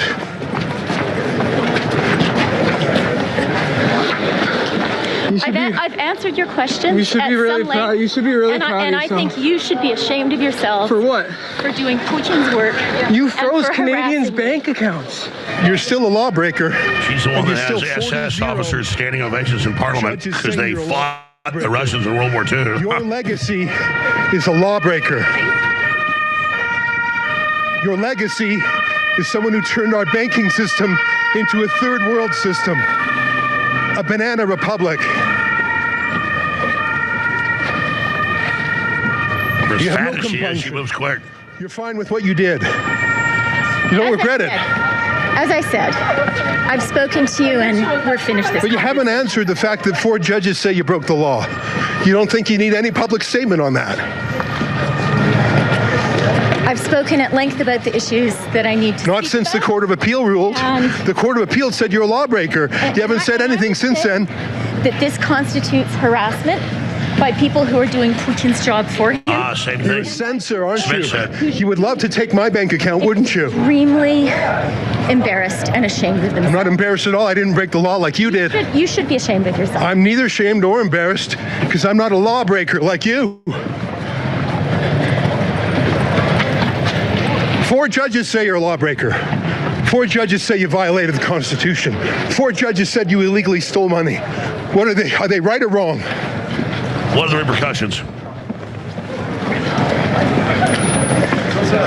What are the penalties? What do you say to Tamara Leach? What do you say to people who are wrongfully arrested because of your illegal invocation of the martial law? That Zelensky has in place too. Don't you care about civil liberties? The liberals used to claim they cared about civil liberties. Well, I, for one, am glad you're gone. Hopefully Canada's seen the last of you. Wow, that's real journalism. Notice he has all the facts right at his fingertips. Boom. Sees Eric Schmidt, hits him with all the facts. Sees her, hits her with all the facts. Keep going. So give you us an ID, please. Okay. I'm asking Mark, questions. go Yes. How are you? I'm Ezra Levant, a journalist doing journalism. Okay, we need an ID now. I'll show you an ID now. Yes? I believe in freedom of speech. Do you? Yes, of course. Okay, good. Then we're friends. This is all being recorded. Well, Ezra's slick. For the record. Okay. I'm more handsome now. I'm more handsome than I used to be. Thank you very much. Hello, Can you stay here, please? Sure, how are you? Fine, thanks. Good, how are you? Nice to meet you. I'm Ezra. It's my friend Lincoln. How are you?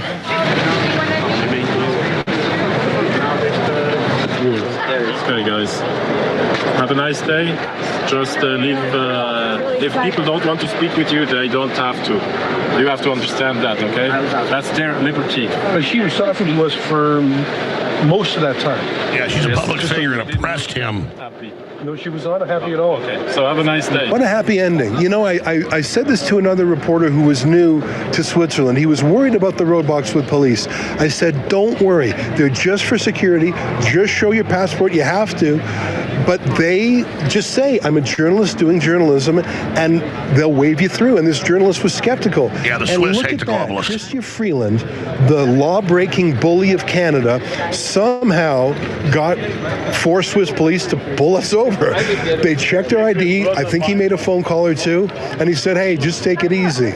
All right, I'll take it easy. A fascinating ending to a fascinating encounter with Chrystia Freeland. Boy, I'll be thinking about this one for a while, including how if I were back in Canada, like my friend David Menzies, I surely would have been arrested.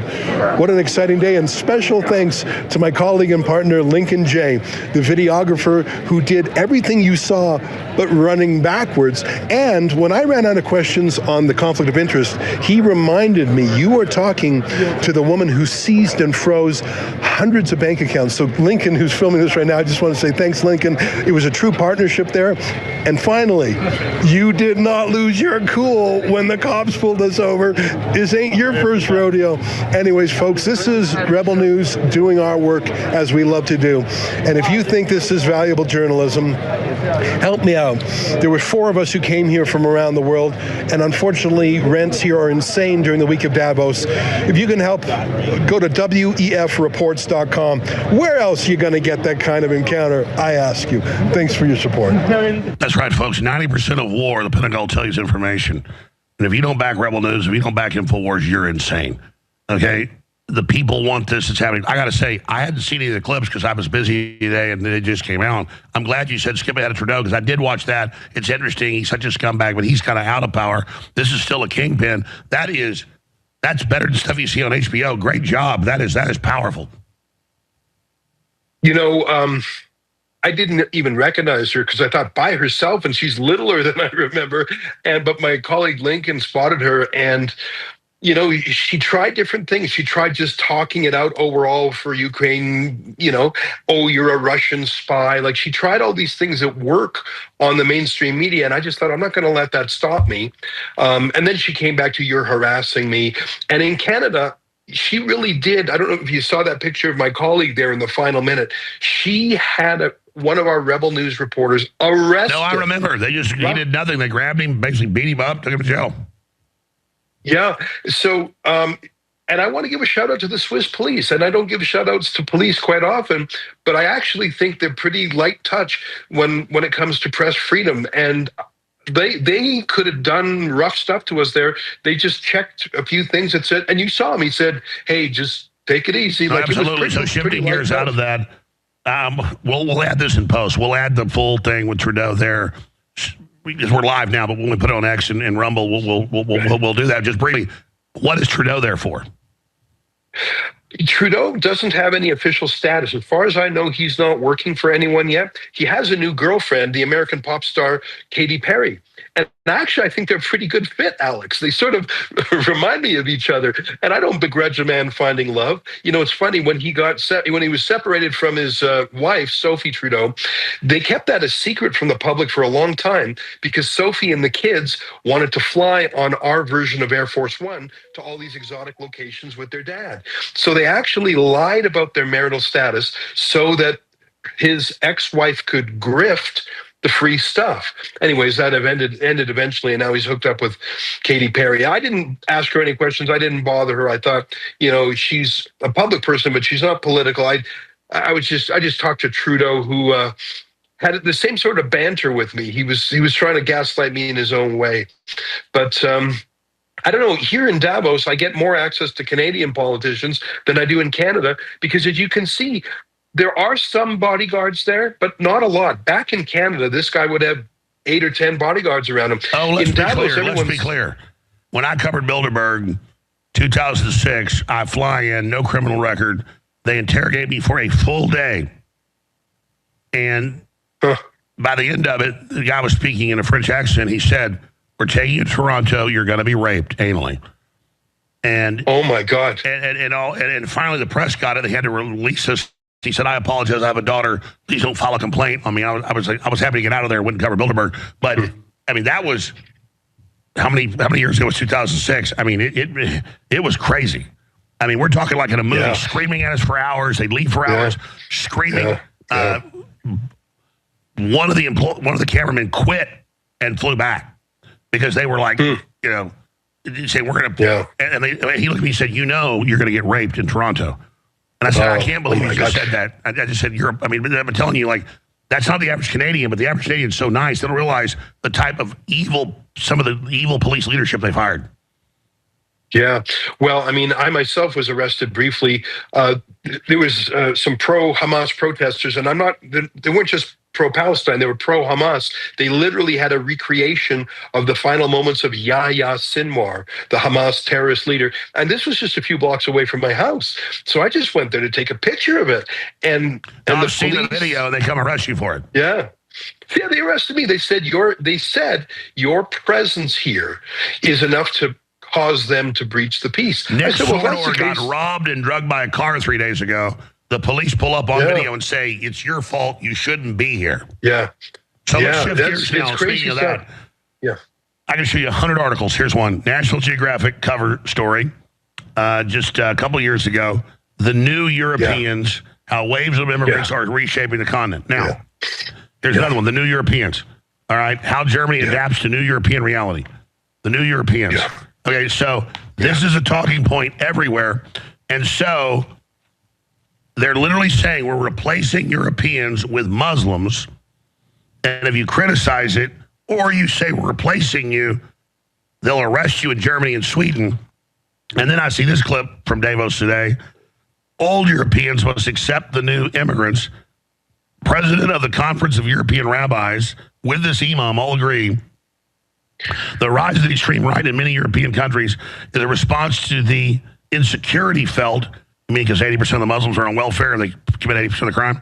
So-called old Europeans, you mean real Europeans, regarding the new immigrants fighting Islamophobia and anti-Semitism. So they're now tying anti-Semitism, which is the Muslims mainly, to a defense of the Muslims. You talk about self-immolation. You talk about mental illness. Here's the clip. Here's the clip. Yeah.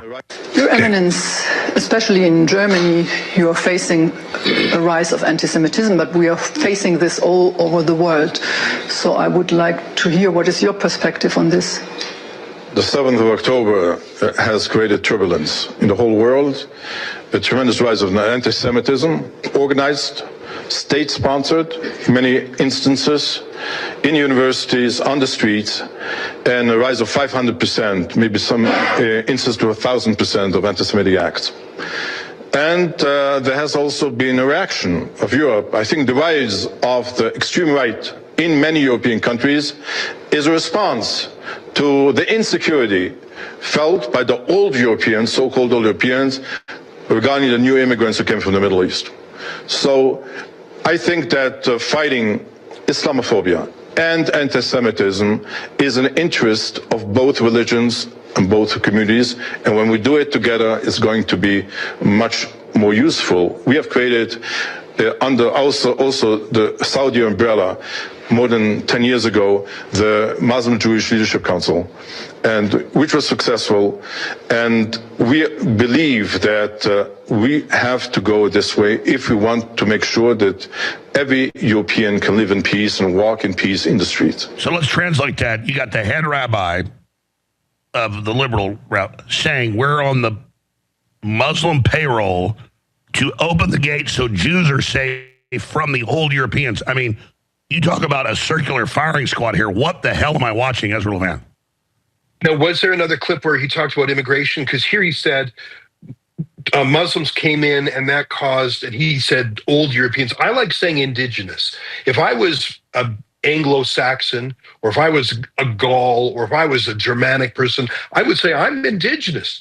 You know, like in North America, we give land acknowledgements to indigenous people. Same thing in Australia. I would encourage people. I mean, people who have been Anglo-Saxon. You may have seen another clip. You said you saw a clip. What's the clip you saw? I saw several of him. I've only been glancing at headlines. So if he said something about immigration, then he's insane, because immigration is the number one source of anti-Semitism in the West. It's not indigenous Brits, indigenous French, indigenous Germans that are causing the anti-Semitism in the world. I'll be very plain. It's anti-Semitic Islam, that is. Not all Muslims, thankfully. Well, yeah, no, there's other clips of him. He elaborates, but the key there is he basically, I can play the clip again, he says Islamophobia and anti-Semitism, and then he's not pointing out that 90% or more of the anti-Semitism is Muslims. I mean, yeah, and I think he gave the game away by saying who's funding him. Let me say this, and this is something I sort of find myself saying a lot because I see anti-Semitism out there. I say, just because a Jew says something stupid, please don't ascribe that to all Jews. And by the way, I mean, I know in America, for example, some of the institutions that have been pushing for open borders immigration, some of them are Catholic. And yes, some of them are Jewish. I think the answer is I think Donald Trump uses the word remigration. I think that that's, you know, where there's almost no anti-Semitism? In Hungary. I went to Hungary, the massive synagogue there, they don't even have a guard. The door is open. There's no anti-Semitic graffiti. Kids are playing around. I asked some kids, what's it like being a Jew in Budapest? They say life is easy as a Jew because in it's Hungary. Classic and conservative. Well, let's just be clear. That's my and issue. No immigration. Is there is no Jewish. immigration. I supposedly work for Mossad because I don't want to blow Israel up. I get the exaggeration and you still put a banana pill. Jews did it. My only point is, any Jew is, yeah. My point is, it's stuff like liberal Jews constantly allied with Islam on the payroll. We need Jews, which they are, to call them out. Absolutely. And to say that you are a Jew, not all Jews. And I feel this way about Jonathan Greenblatt of the Anti-Defamation League. I think that him and other people who say, I'm an official Jew, I'm the boss Jew, listen to me, I speak for my whole people. You know who does that also? Rabbi Shmuley. He drives me crazy. Every Jew I know cringes when he's on TV, and we're all sort of shouting at our TV saying, shut up, you don't speak for me. But he gets on Piers Morgan's show, and he has like 1 million people saying, oh, so that's a Jew. No, that's a Jew, but that's not all Jews. It drives me bananas. And by the way, Shmuley realizes how he's nails on a chalkboard. He's I think a little bit off kilter. I think he's like a publicity maniac.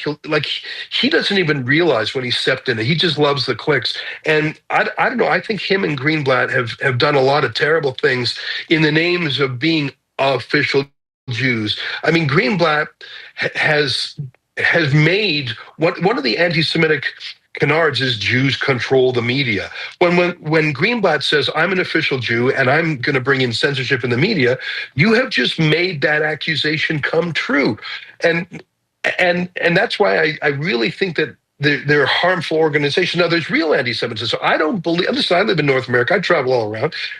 There is one tiny droplet of anti-Semitism on the right. I won't deny it. I watch Nick Fuentes and Sneeko. And there's no doubt that there's a Jew obsession. But it's small. It is not normal. It is not the norm. Ezra, you got to go. Yeah. If you can, join us again tomorrow. Incredible work at rebelnews.com. We're all watching. How does it feel that a lot of Australia, I think probably we can say the majority of Australia in that moment, we're actually on Trump's side.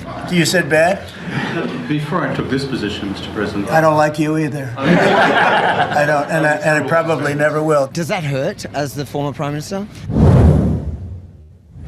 How you doing, Kevin? Are you here tomorrow? Are you going to be watching President Trump here in the Congress? I am here at Davos to talked to a whole bunch of political leaders about US-China relations.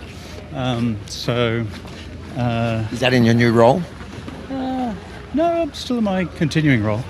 You're here as the ambassador? I'm here in a private capacity, but that's always been my long-term interest.